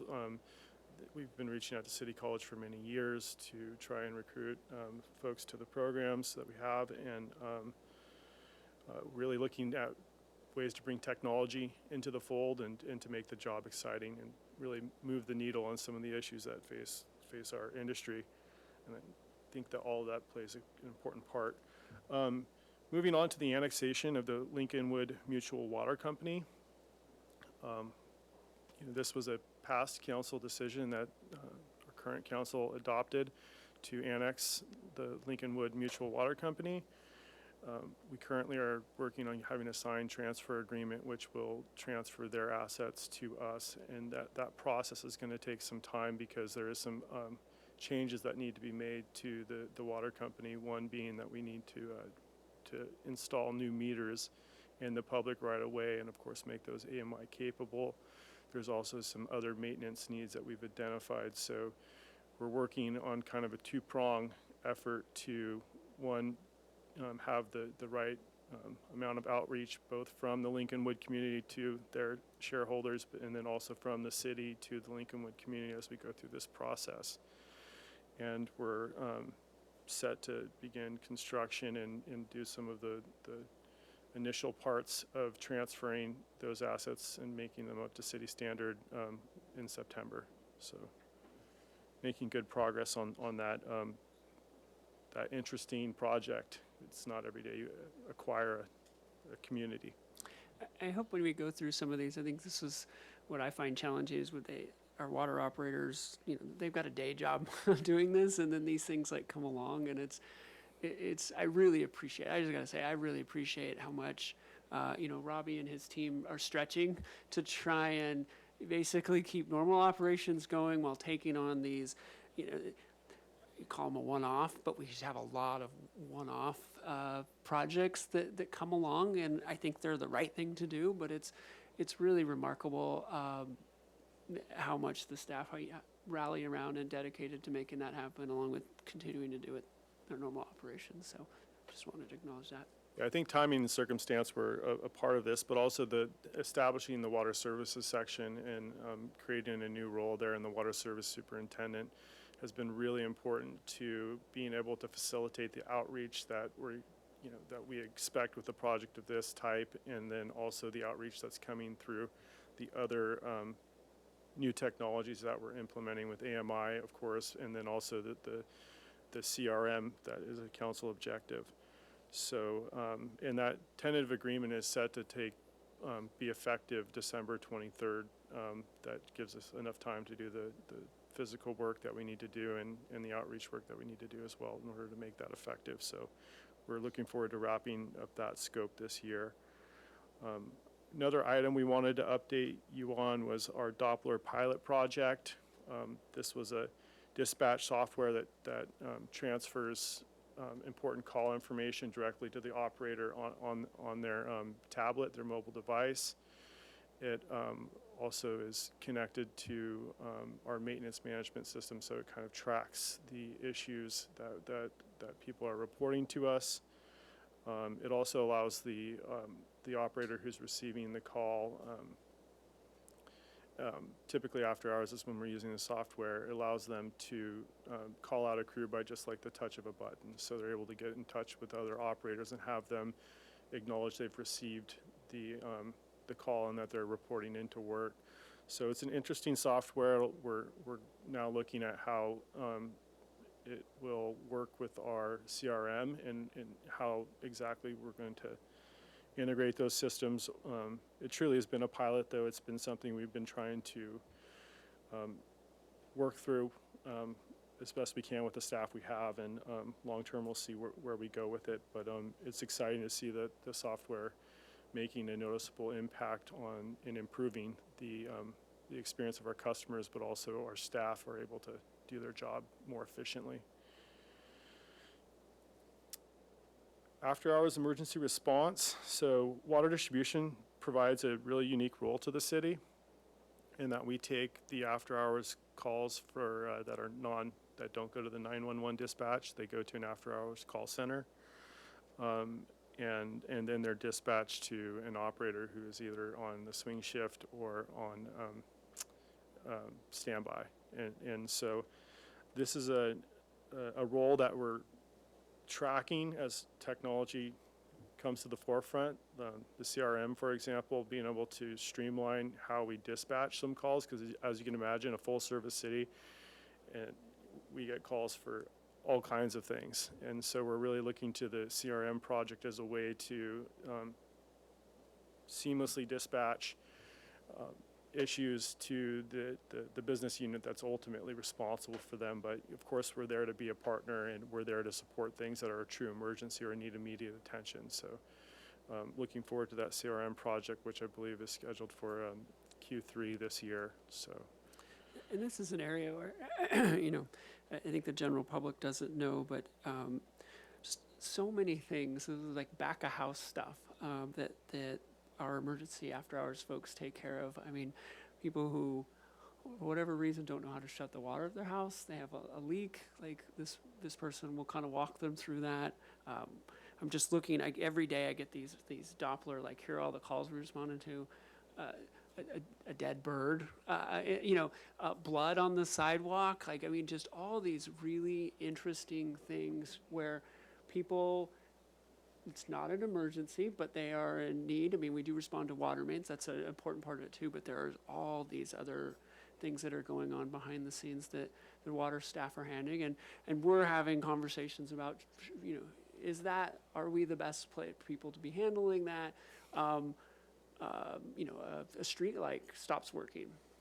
Our guys get called. Our water guys go out there. They know how to do basic resets. If it's too complicated, they'll bring in obviously the traffic people. But just to give you a context, it's a weird catch-all.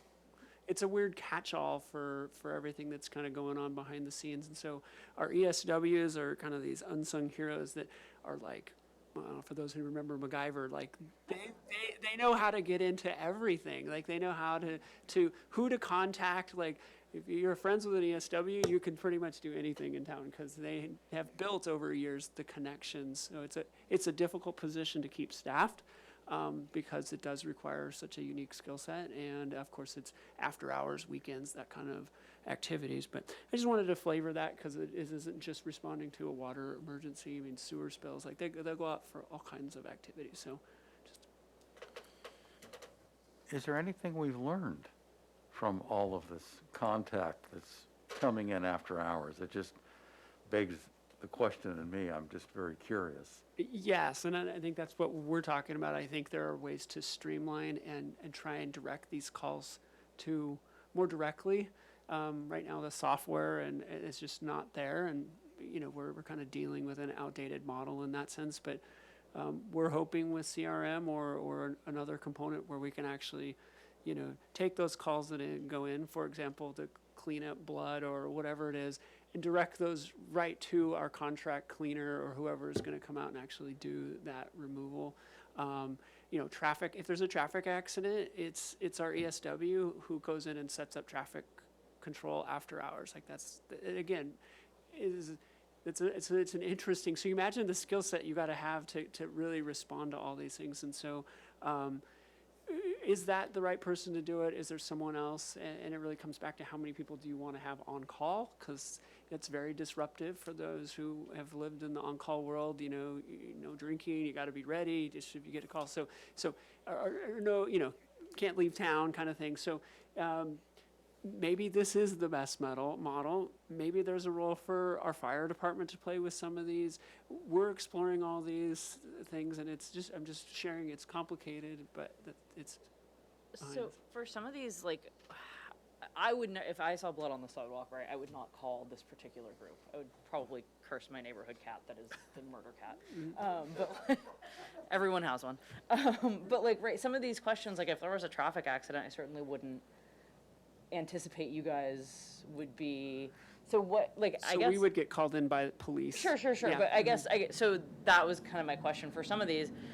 Is there if you guys are not necessarily the most appropriate place to contact, how do people know that? How do our neighbors know what numbers to call? I mean, is everyone calls the non-emergency line and they direct it? Is sort of my guess, but is that correct? Or is there an easier way to handle things, information that can be out there for who, a couple weeks ago, my neighbor's tree took out the power line for our, for our street. And I was like, what do I do about this?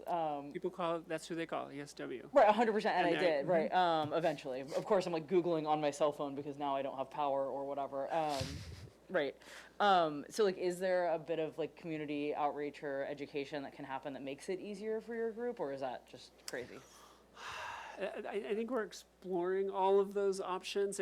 Of course, as you can imagine, it's easier to just direct everybody to one source and then figure out on our end, who that needs to go to, because the city's a complicated machine, and so figuring out who's the best person to respond to those, I think, is part of what this CRM is intending to do, and hopefully that'll deal with some of it.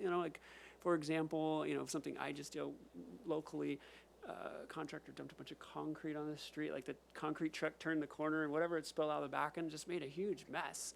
And it was after hours, and so this would be the ESW would coordinate who would come in and clean up all the concrete that just spilled on the road, get that out of the way. So I mean, just all those little miscellaneous, what I call back of house, in many case, operations that are happening. It's a busy, complicated city, but it's just not.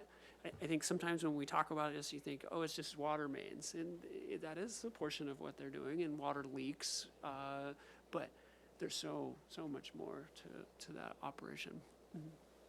Yeah, and also to answer your question, so I think the city's website does provide a host of information, obviously, but the CRM is really going to breathe more life into that and allow people to report things using apps on their phone and such. And so it's going to have a major impact to the way that the public's able to reach us.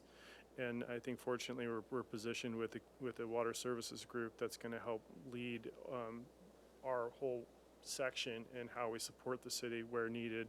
And then also I think it aligns really well with our Vision 2030 goals, which is a current initiative by the council, and to really streamline our services. So I think that these tools will be really helpful, and we're excited about it, frankly, because the way our city has been organized is I think we're recognizing that the model needs to be updated, and so lots of changes to come, and with that a lot of managing changes.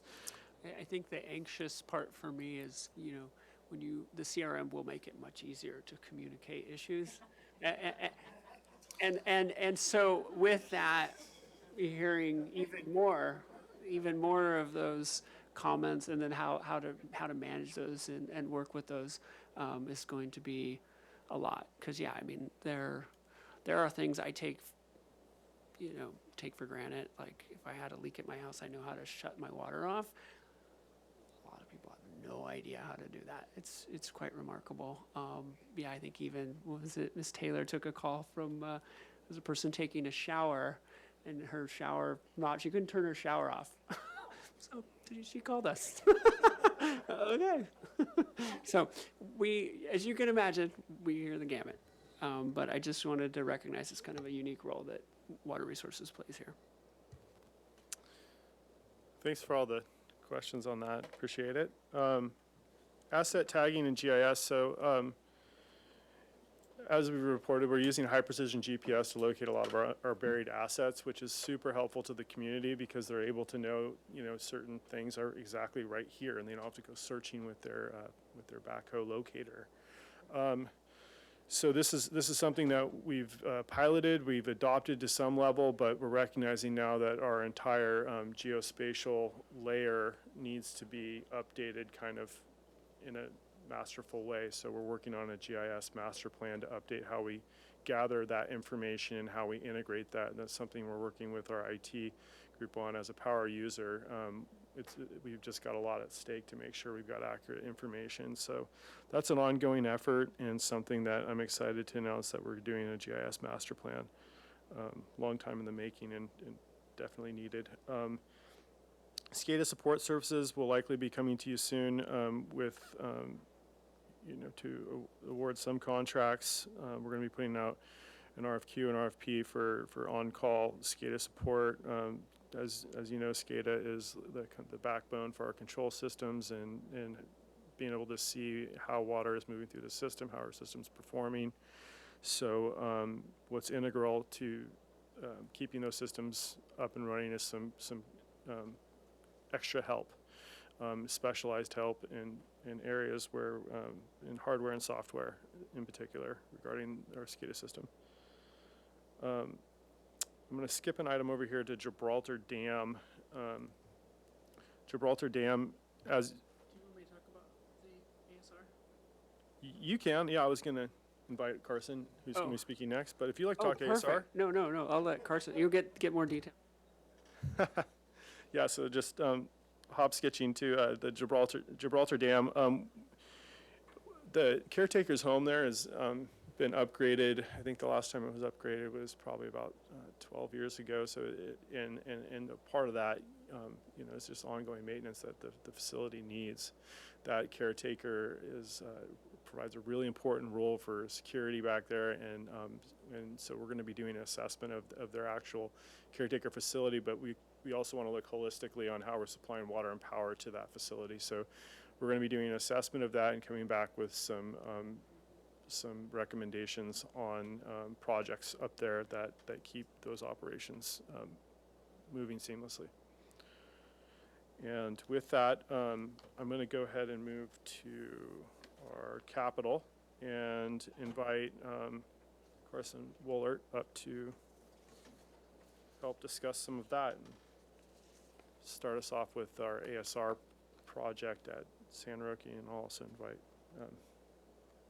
Mr. Hagmark to speak to ASR as a whole. Do you want to go ahead and lead it off?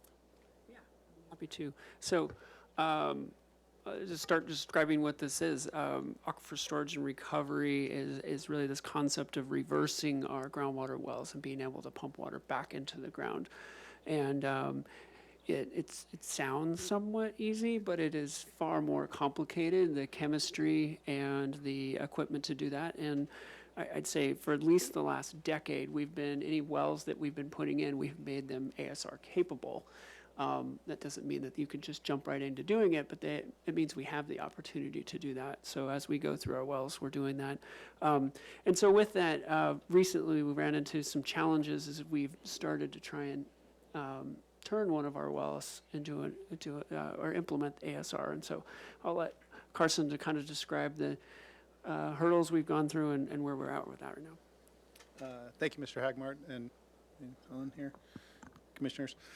So yeah, we've actually, Kathy Taylor, in her wisdom years ago, started this project to get the San Roque well ASR project running, and the biggest hurdle truly is the state permitting part of it. They're very protective of the groundwater, and so they're very concerned about what we're putting into the ground. And so the actions that we're having right now is part of a study a documented study to show that what we're putting into the ground, what we're pulling out of the ground is safe, and it's not going to degrade the groundwater, the groundwater basin for the other users as well.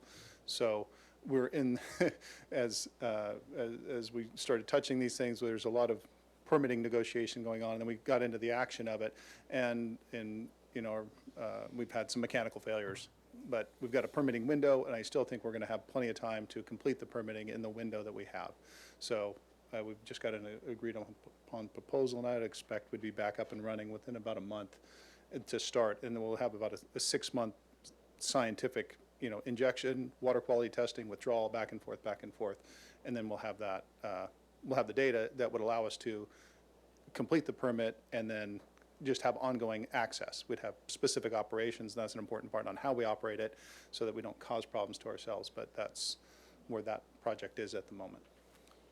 And of course, there's a whole accounting system with that. So Ms. Corey is involved in accounting that is not water loss, because it is traveling through our distribution system, maybe treated at Cater. But I think it's important to understand that it is a tool in the toolbox, but it isn't a panacea too. We have a challenging groundwater basin, and our good wells are producing 500 gallons a minute, maybe a little bit more. When you're talking ASR, and maybe Carson can expand a little bit more on this, you can typically put water back in the ground at about half the rate. So if our community, for example, is using about 10,000 gallons a minute, the whole community as a whole, we have a 500 gallon a minute well, so we can put 200 gallons a minute back in the ground. It's a small component, and again, placement of wells is complicated. It costs us about $1 million plus to just drill a hole these days, and then there's $1 million for the equipment and everything else. So just giving kind of context to our well infrastructure, I think this is a great idea, particularly as we have surface water. It doesn't evaporate. There's a lot of benefits to this, but I don't think we're in a situation where you have a large spreading grounds and you can really put in literally thousands of gallons a minute into the groundwater basin. It's just not our hydrologic makeup here. So, yeah. Not a reality. Yeah, and that there's distinct basins, and so San Roque is the foothill basin. It's contained. There's there's faults, and that separate these things, and so these are buckets, and they can get full.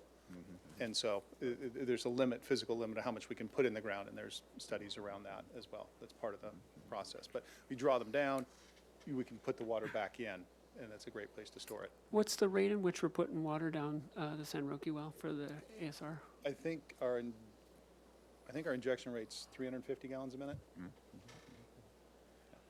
So, a couple of questions. One of them is what's the volume for this pilot project, and what's actually the capacity that we have for storing at that location and in general? I think I'm wanting to say it's around, I don't have those numbers in front of me, but it's in the, 1,000 acre feet-ish, it's in that range for that basin. I know we've got it in reports, I'm sorry, I wasn't prepared for that. Yeah. Go ahead. A comment and a question. I didn't really bring it up earlier under water supply, but it made me think about, we haven't ever talked about saltwater intrusion, what's happened during the drought and where we're at with that. And then it'll also come up under sea level rise as to what will happen in that regard. Have we ever done injections in the lower basin to basically kind of push back sea level saltwater intrusion? Commissioner Davis, no, we have not. We did explore it, but one of the challenges that we're even kind of seeing now, the basin's full right now. So there's no, it filled up pretty quick. However, the salt water is still being pushed back, so that takes time to push it back. So at this point, there really isn't any capacity to put water in there, and I don't know that it would accelerate the pushing back of the salt. So it's a complicated basin to talk about. It's very different than, I think, the traditional basins in California or even the Foothill Basin, which is fairly contained. So yeah, I don't know. When we looked at it, we didn't feel like there was really any advantage to even a curtain. Like there are some groundwater injection projects down in Orange County, in which they inject recycled water. Correct. And in theory, half of it is pushing the salt back and keeping it back, and the other half is headed back towards the wells. So we did look at that as our potable reuse study, and just did not find that to be viable for this storage unit 1. Okay, good, thank you. Go ahead. Any other questions on? Well, it just may be useful for the future presentations to have a presentation to talk about understanding our groundwater system here. I think we all have some understanding, but it'd really be good to understand it a bit more detail. So maybe spend half an hour or so going through what are our aquifers and what's our capacities and all those numbers, so we have a better understanding of from a planning perspective and water quality issues. Yeah, and I've got a question just about the mechanics of this. So we're using the same well to extract groundwater, and then we're turning that pump around and injecting water back into that same aquifer. We're using the same hole in the ground. And so, you're talking to an engineer here who likes to get in the weeds, and I'll try and, so as Josh said, it's the $1 million to drill the hole in the ground. And then in this case, and on all the ASR wells, there's a dedicated pump that's pulling water out of the ground. And as we're injecting water, it's coming from our distribution system, so it's treated water from Cater. And then it's going in, we have, call them injection drop tubes that are delivering the water to the right depth and in the right way, so we're not entraining air, and they're just outside of the pump. So we're delivering the water into the well, but it's going through the same screens, and it's pushing back into the gravel, and it's pushing back into the sand. So it's the same hole in the ground that the water's going in and out of. And we're not doing them simultaneously. That it's in conjunction with water supply. They say, yes, now is the time that we have excess water. We'd like to up the treatment at Cater and put this water in the ground. And then, okay, we need more water supply in general. Cater's doing some maintenance, or whatever this water supply that's outside of my purview. But water supply planning, conjunctive use, let's turn on the wells, stop the injection, and turn on the wells. So it's that's how those can work together. Got it. Thank you. Yep. All right, well, we have a note to come back regarding groundwater and just kind of how our different aquifers interact and such with our overall supply plan.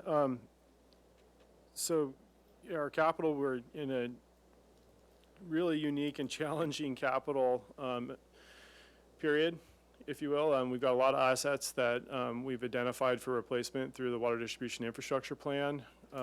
We've also got, our supply network with our partner agencies, and so we have the desal conveyance project, which is the pipeline component of that is the desal link project. And it's been challenging, as you would expect, to put a large diameter pipe from the mission to through some of the oldest, parts of town to our desal plant. Happy to report that we're over halfway complete with that project. We ran into some hurdles, mainly large rocks that were very difficult to remove, and we've been working very closely with not only the project team but other city departments and divisions in order to coordinate that work. There's been a lot of questions regarding scope and methods and means for how we're able to do the project. And we've kind of went from the rocky phase to the high groundwater part of the project and dewatering the trench. And I'm fortunate that I do have Mr. Woolert here, who is the city representative on the project for the project management. So I'll let him add more. Hello, Commission again. Yeah, I'm here. So actively on the construction manager for the city for the pipeline project. And as he says, we had a lot of rocks and we had a challenging underground. So just from general perspective, our trench on plan is 6 feet wide and anywhere from 10 to 15 feet deep, starting there at Mission and Garden and weaving its way through the city. And so all the things you discover when you dig a hole that size and old projects and things like that. So, did you have any questions or whether I think? No, but that's the old Mission Creek. So you're basically going eons worth of rocks from Mission Creek. I had a great perspective as I was working on this and trying to solve the problems and trying to keep the project moving. A contractor who has operated in the city a long time said, look around, look in the neighborhood. Who's got sandstone walls? Those came from their basements. Wherever there's a lot of sandstone features, it's because, as you see from where Matt and I were part of the, Montecito debris flow, there's a lot of rock and things that get moved. And once they get moved, their efforts in the 20s and 30s when they were building these, let's move it over here and make a wall out of it. And so that's the reality of it, and that's what's underground. It was exactly that same material as we're digging through on Upper Mission, flowing out of Mission Creek, geologic time, as I saw in the debris flows in Montecito, that same kind of matrix. This tight, compacted clay with rocks and all these things kind of bound together. But it was challenging to dig through. We had instance where we were digging into a boulder, and it was stopping us, but we noticed there was a gas service connection, had drilled through the center of that boulder. So I had to break the boulder without disrupting the gas line. And the contractor successfully did it, but those were the kind of challenges we dealt with up there. And as Matt said, we dropped in elevation, and so now we're down on South Sepulveda Street near Ortega Park, where that has been an old infill for an old, South Sepulveda, while you can. That boggy area that has, challenging soils and a lot of groundwater, so maintaining a 15-foot deep trench in those conditions is a challenge. The other challenging component to this project is the pressure. So the pressure on this pipeline is not normal distribution pressure because of where we're pumping all the way up to Cater. And so that's been really challenging with, as the pipe is assembled and put in, sections of it get pressure tested and it's 200. The low pressure sections we're testing to 235 PSI.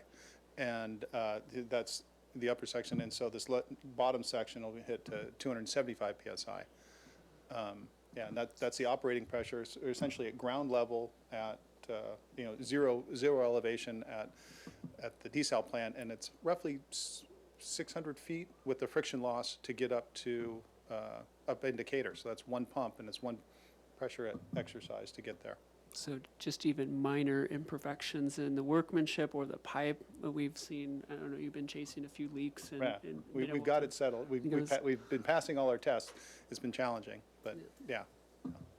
And it is a very unique project for any agency. We network quite a bit, and this is always one that keeps a lot of agencies asking us questions, and we keep reminding the community as they go through the struggles of work slowing down and speeding up, and reminding them the importance of being able to move our desal water throughout our entire service area. Councilmember Liaison. Snedden. I think I just had a follow-up question. You have, I have to apologize, you have academics up here who are interested in probably beyond the scope of the Water Commission questions, but so I'm so interested, are you tracking where some of those large boulders are? Because it's like in the Chumash oral history that 1,000 years ago, there was a great flood and it came down through Rocky Nook and, you know, down past Alomar, so I'm so curious, like, the placements of those. So that's one question, but also follow up on Chumash. Do you have a Chumash elder who's also, okay, thank you. I'm sure that you did. I just wanted to. Yeah, it's part of the EIR that we have. Okay. Thank you, Councilwoman Snedden. And so we're expecting this. We haven't tracked it in that way, but I think forensically it could be tracked in that we have a pay item for boulder removal. When we hit this, the contractor says this is unusual and takes extra effort, and we pay them through that item. So as we have moved down, and it's a thin strip, you know, for our community, you know, Garden Street would be our sample, but you can see where we're using that and not. That would be a clue. So interesting. And just to note that I drive through there all the time and you're managing it so well. It's difficult, all those street closures and movements, and then sometimes you'll see a big boulder to the side. And I've heard from residents in that area too that it's gone as seamlessly as possible. So. Thanks for that feedback. Yeah, and just, we will be going back, we're coordinating with our streets group to restore the street once the project is completed and our final pressure testing is done. So looking forward to restoring that neighborhood to better than it was when we first showed up. Do you want to give an update on the transmission renewal and the desal pump station upgrades, the timelines? Sure, yeah, I'm familiar and collaborating with other staff on those two. I'd like to maybe go the desal pump station upgrades first, because it'll play into the status of the renewal main. So the pump station, I think we have 100% plans on that, and we're working on putting that out to bid. I hope going through the process, working with purchasing and getting all the signatures on all the right documents. And so I think they're planning on advertising within a month of that. But this is complicated. The main heart of this are pump stations, are the pumps themselves.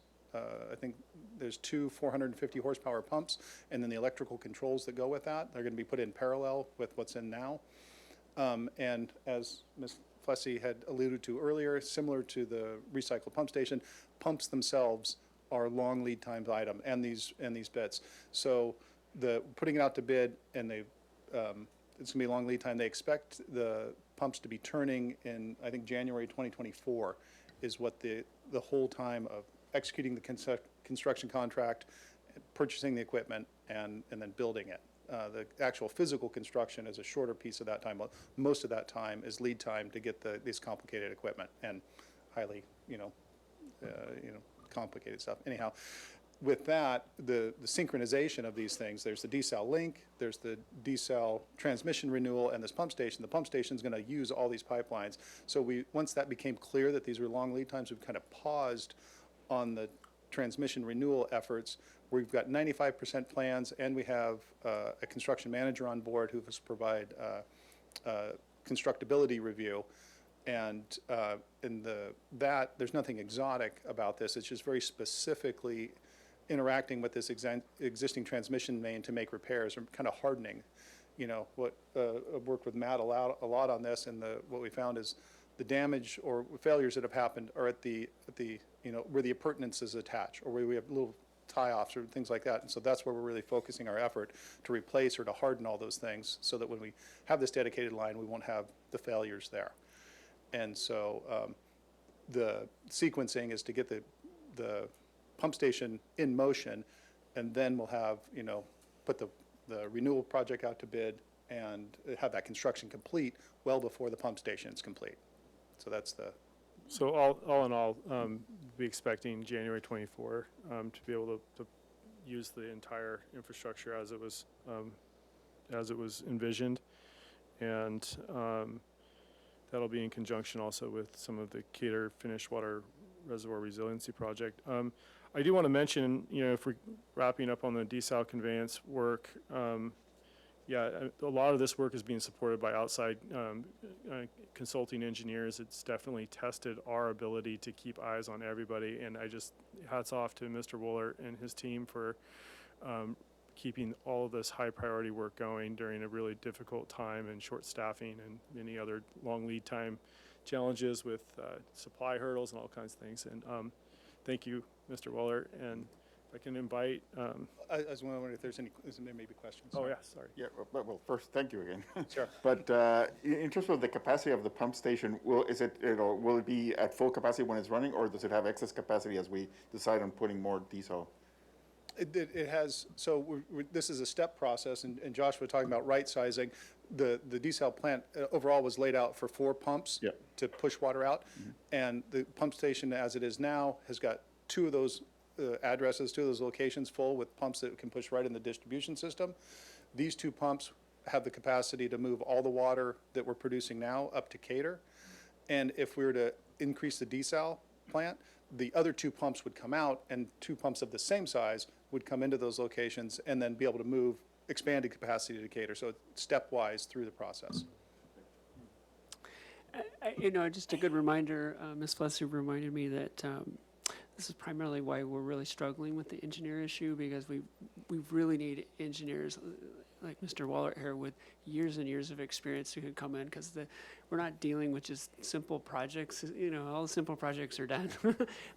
Things have gotten just so complicated, and having the years of experience that him and Mr. Maldonado bring to is really the caliber of folks that we need to be attracting and holding on to, because our projects they're just really complicated, and I really do appreciate all the power and brain power they bring to bear on some of these projects. It's a complicated, and we're joking that we're now to a point where you can literally create a human being faster than you can get some of these components for our projects. So kudos. Kudos for women and being able to have a kid in 9 months, but a pump now takes 12 plus months to get on site. So anyway, that's just supply chain issues. Hopefully that will clear it some.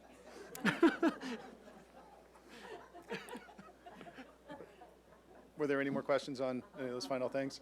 Not after that.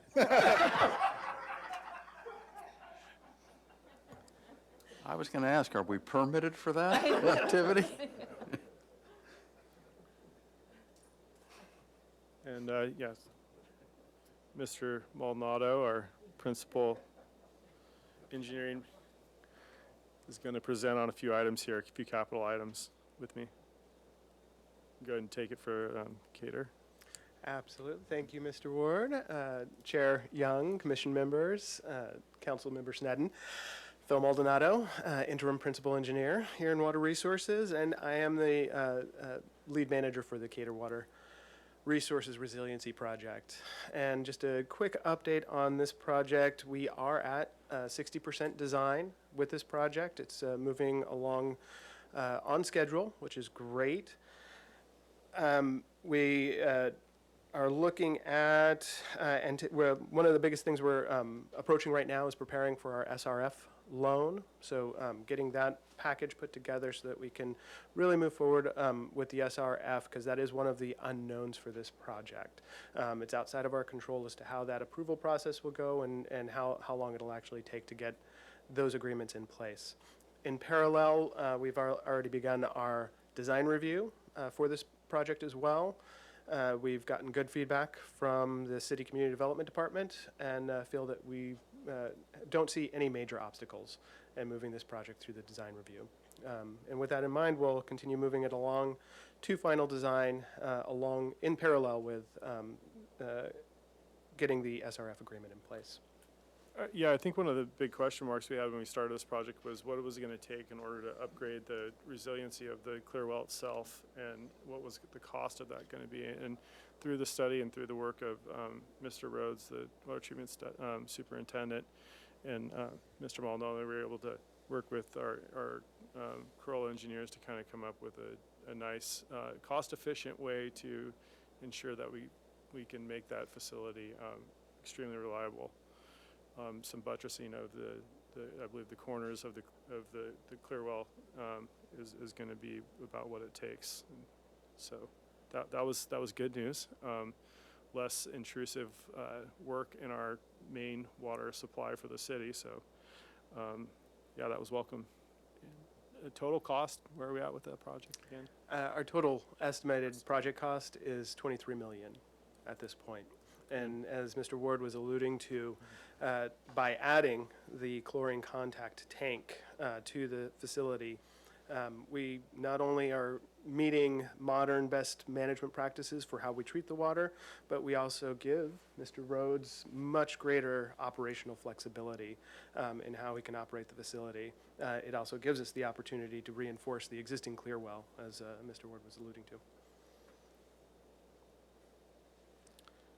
Excellent. All right, yeah, the Victrace Reservoir Replacement Project, this is a project that's near and dear to the water distribution folks who have been waiting for probably over a decade to get it underway, definitely more than a decade, actually.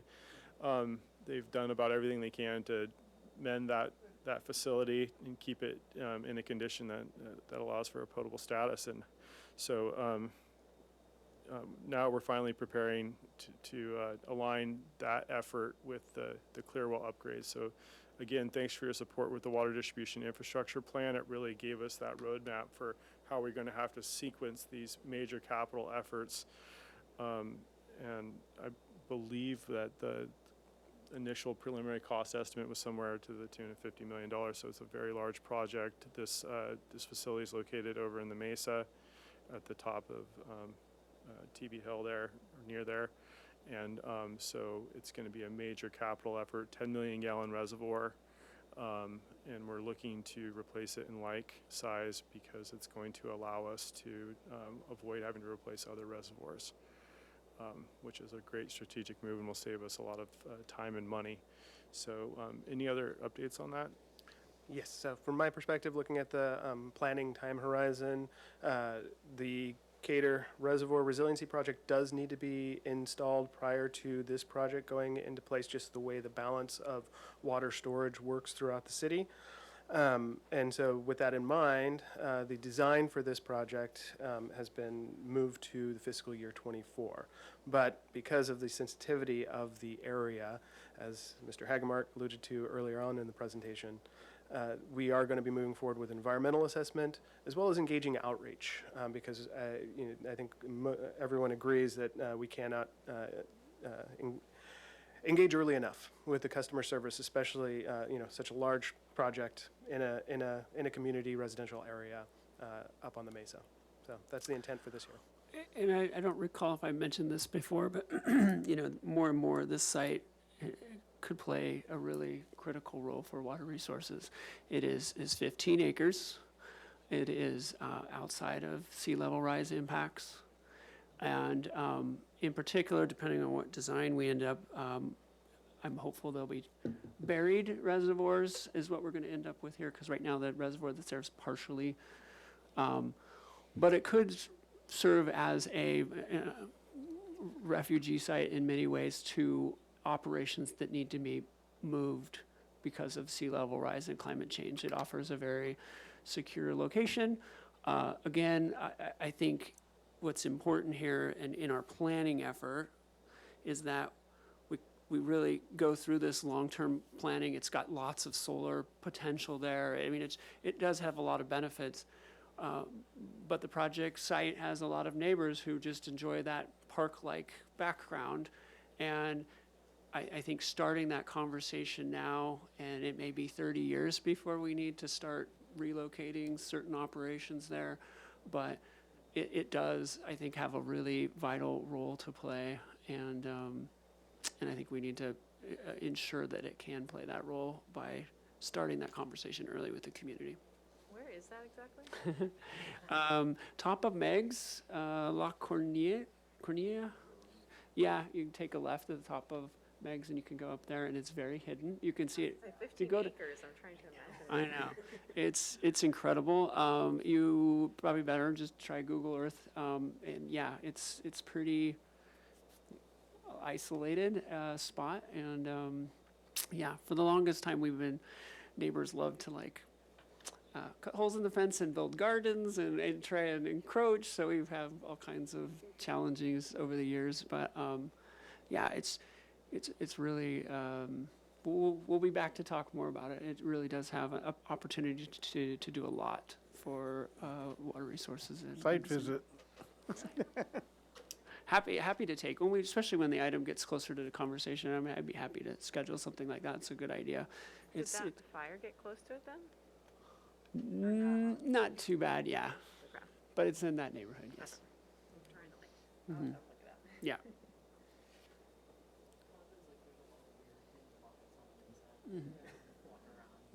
No, it's there. No questions. We'll go ahead and move on to water main replacement program. This is a really, it's been big effort, a big expense for the fund. We're investing $10 million a year approximately into our water main replacement programs, or our program. I think you recall when we first presented on increasing the water main replacement goal from 1% to 2%. The modeling we had done for optimal replacement showed that we could replace water main at 2.6% if we actually wanted to really try to get ahead of things. And I think it was, in hindsight, it was good for us to really try to meet an objective that at least a 2% level before trying to ramp up further. And that's just due to the nature of doing such invasive work in the street and the right of way. And so we made a concerted effort after you gave council the nod with the 2% replacement model, and we actually looked at the entire way that we're replacing water mains. We looked at it very holistically, looked at our data sets. We did an outreach effort and came up with a full process, and we have a map that is very detailed, but it's been really useful for training new staff, and it's also just helped keep us refining the way that we go about this work, because there's obviously a lot of opportunity for us to work with our other divisions and departments and make sure that this work is well coordinated, and letting the community know when we're going to be in certain areas. And we've started to invest ourselves in better mapping tools and scheduling tools, and I'll let Mr. Molnar talk more about it. Thank you, Mr. Ward. And yes, with our water main workflow process, our goal is to maintain at least a 5-year outlook of likely water main that needs to be replaced.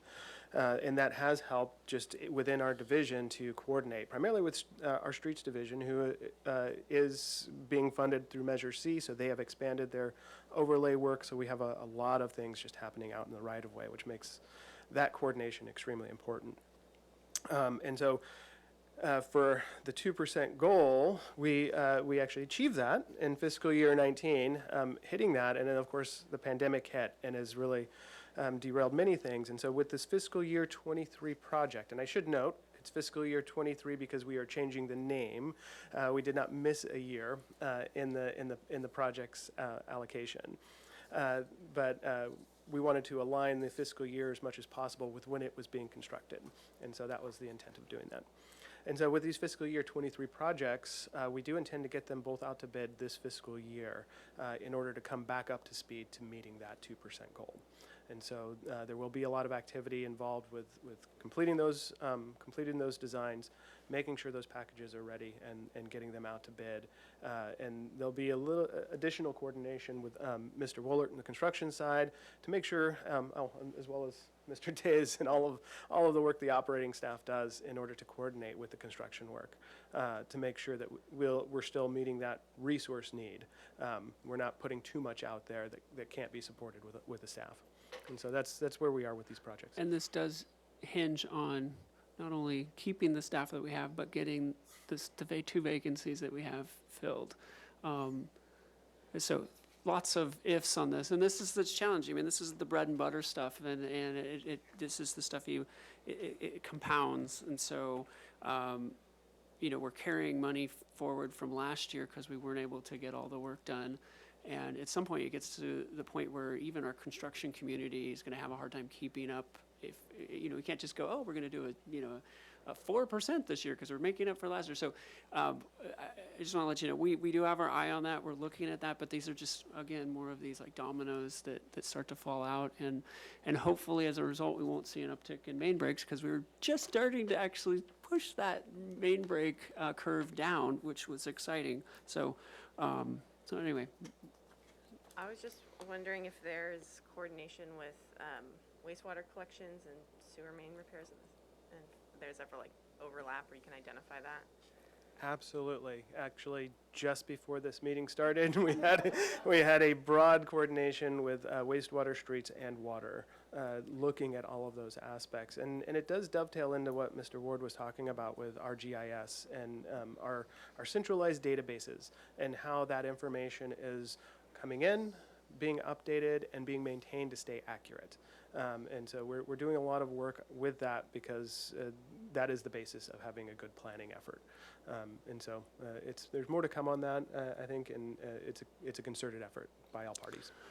Because we typically line most of our sewer lines, we don't have a lot of open cut construction, but we do a lot of point repairs and often try to connect with homeowners to get if their lateral needs to be replaced, get it done. And so a lot of that coordination is connected with streets so that we can get in there and get that done, and then streets comes in and does their paving. And it sounds so easy, but there's just so many moving pieces to it. So yes, water is another element of it, but yes, wastewater has a little different issues in that realm. Yeah, we'll make a note to also bring back some of the visuals that we're talking about because, I mean, it's been really impactful, the work that Phil's team has done in the last year or so has made a big difference because I've been encouraging that we get visual representation of what's happening. And one of the things that, we're looking at potentially piloting is a connection with Waze, the mobile app, a partnership there. And so seeing how we can push also not, the data just internally, but also externally as projects are going on so people can navigate all the construction activity going on in the city. But we'll go ahead and bring some of that overlaid information so you can kind of see what we're doing with transportation, streets, wastewater, and others. And Waze is owned by Google, so it would be all connected to that whole web. But yeah, I think that would be a huge breakthrough with so much activity if people can at least go there and say, how do I get to work again today? And it could help navigate around some of the closures and or restricted traffic flow areas. Any other questions? I was moving on to the Highway 101 water main replacement at Los Patos when Mr. Hagmark mentioned these one-offs. This is where my mind shot off too, because this is usually our group will get impacted by these Caltrans utility conflicts. Unfortunately for this one, it was identified by Caltrans late, obviously in the widening project, and so we only were notified of this past year, which makes it more of a one-off. So now our group had to respond very quickly to get this water main first assessed as to whether or not we could just abandon this water main. We did move very rapidly to take a look at that, do some modeling, and identify that, no, we pretty much do need this. It's at the corner of the system and is really crucial for keeping water circulation. So that being said, we move on to the harder part, which is how do we replace the water main underneath the freeway before the freeway comes through and gets widened.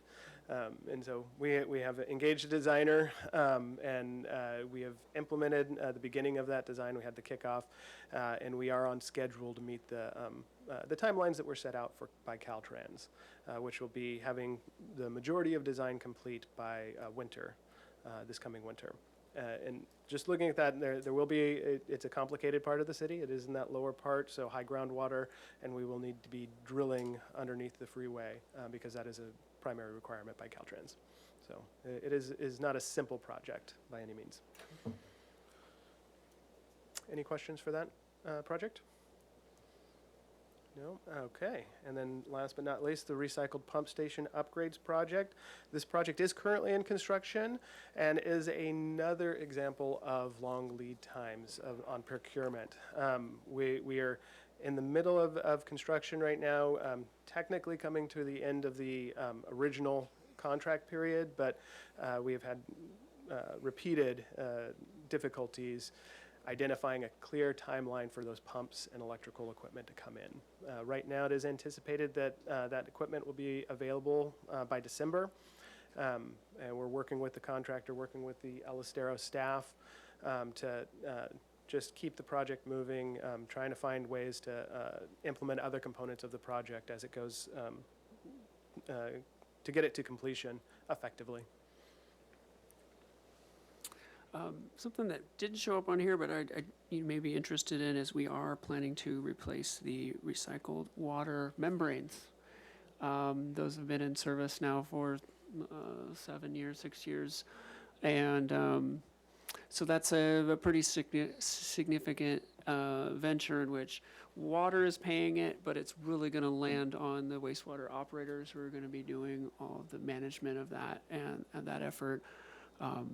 So yeah, and I don't remember the final price tag on it, so it's over $1 million. 1.5. 1.5, yeah. So, yeah, so that's another significant effort that's going on as well down at El Estero. So with that, happy to take any questions, or circle back on anything that we feel like there's more conversation. Yes, absolutely.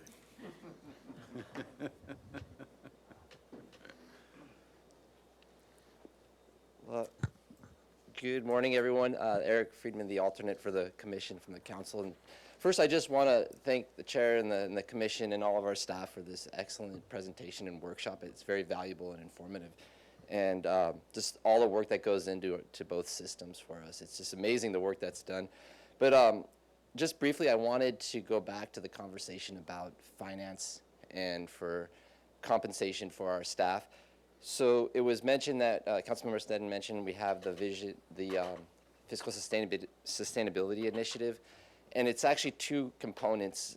On the July 26th Finance Committee meeting, we kicked off what is called the Vision 2030, and that is, at the city, we are going to take our time to really say, where do we want to be as an organization in terms of our efficiencies and operational structures, as well as revenues, and try to get to that place where we are optimally providing the services that we need and service delivery to the public. And the goal is to have that by 2030, because there are some immediate, short, and longer term strategies. And so for those who are interested in a finance committee meeting, I tell you it's not the most exciting, but it did kick off on July 26th. So, and as part of that, there's two prongs. There's the immediate work that we're doing with the finance director and the staff, and it's going on right now over the next 6 months, and that is really looking at our organization and operational and efficiency side of what we're doing. And we're going all the departments, heavily on general fund, but also the enterprise funds as well. And we're checking with the finance committee, and we're having a couple of the departments actually come to the finance committee, starting with community development this coming Tuesday. And then we are also looking at revenue enhancements and what type of discussions we can have in terms of revenue generation for the city, whether they're ballot measures or whatever they are. And there's a lot of other competing interests out there. And that's a discussion we're going to be having now and into next year, so that we would be ready for potential ballot measures in 2024 or other types of revenue streams to try to address these inequities. And it's not just the water departments with the engineering issues. I was talking with the community development director just yesterday in prep for, I'll be actually right here in about 3 hours on the Long Range Development Oversight Committee, and we have significant structural challenges within the Community Development Department that are having the same impacts of delaying projects and not having the professional staff and not being to hire them. So I just wanted to put that out there, and if there is any thoughts that any of you have, you know how to get a hold of me. Please reach out to me on what you're thinking fiscally for the city, because I can incorporate that into the work that we're doing. And it's going to come to council, the recommendations from the Finance Committee, maybe by the end of this year, if not early by January or February, because what we want to do is be able to incorporate some of this into our budget process for next year, because it's a 2-year budget. So we might be able to make some progress on addressing these inequities that we were talking about earlier. So just want to put that out there. And again, thank you all for the work you're doing and all of our staff that presented today. So thank you. Thank you. Do we have any public comment on this item, either online or present? Not at this time. Not at this time. Okay. Any other last commission comments or questions? Go ahead. I just wanted to, just express the incredible breadth of work happening in this department and the quality too. As a relatively new commissioner, I don't know about everything that's going on, and this was one just really helpful overview for me, and I'm gonna have to go look up some acronyms, but I'm just really impressed and grateful for the incredible work that this department's been doing, so thank you. Thank you very much. We appreciate it. And just in closing, if you don't mind, Chair, we do have an issue of, we barely have a quorum for September, and the one item we do have is the recycled water market study. And so if it's okay with the commission, I propose that we cancel at this point. I don't have any other pressing issues for September, and bring it back in October where we'll have that. And I do want to get a draft out to you of that. Maybe we'll see if we can do it before the packet. I think give you a little bit more time to dig into it. Since we're pushing it out a little further, maybe that'll be possible, but if that's okay. I see a number of thumbs ups, so I think we're fine with canceling it. Okay, thank you. Thank you. Yes, the September 15th meeting will be canceled. Okay, well, thank you for that tremendous presentation, and lots of interesting things that are going to come before us, next year. I'm looking forward to most of them. All right, so we stand adjourned at 11:36. Thank you. Thank you. Thank you.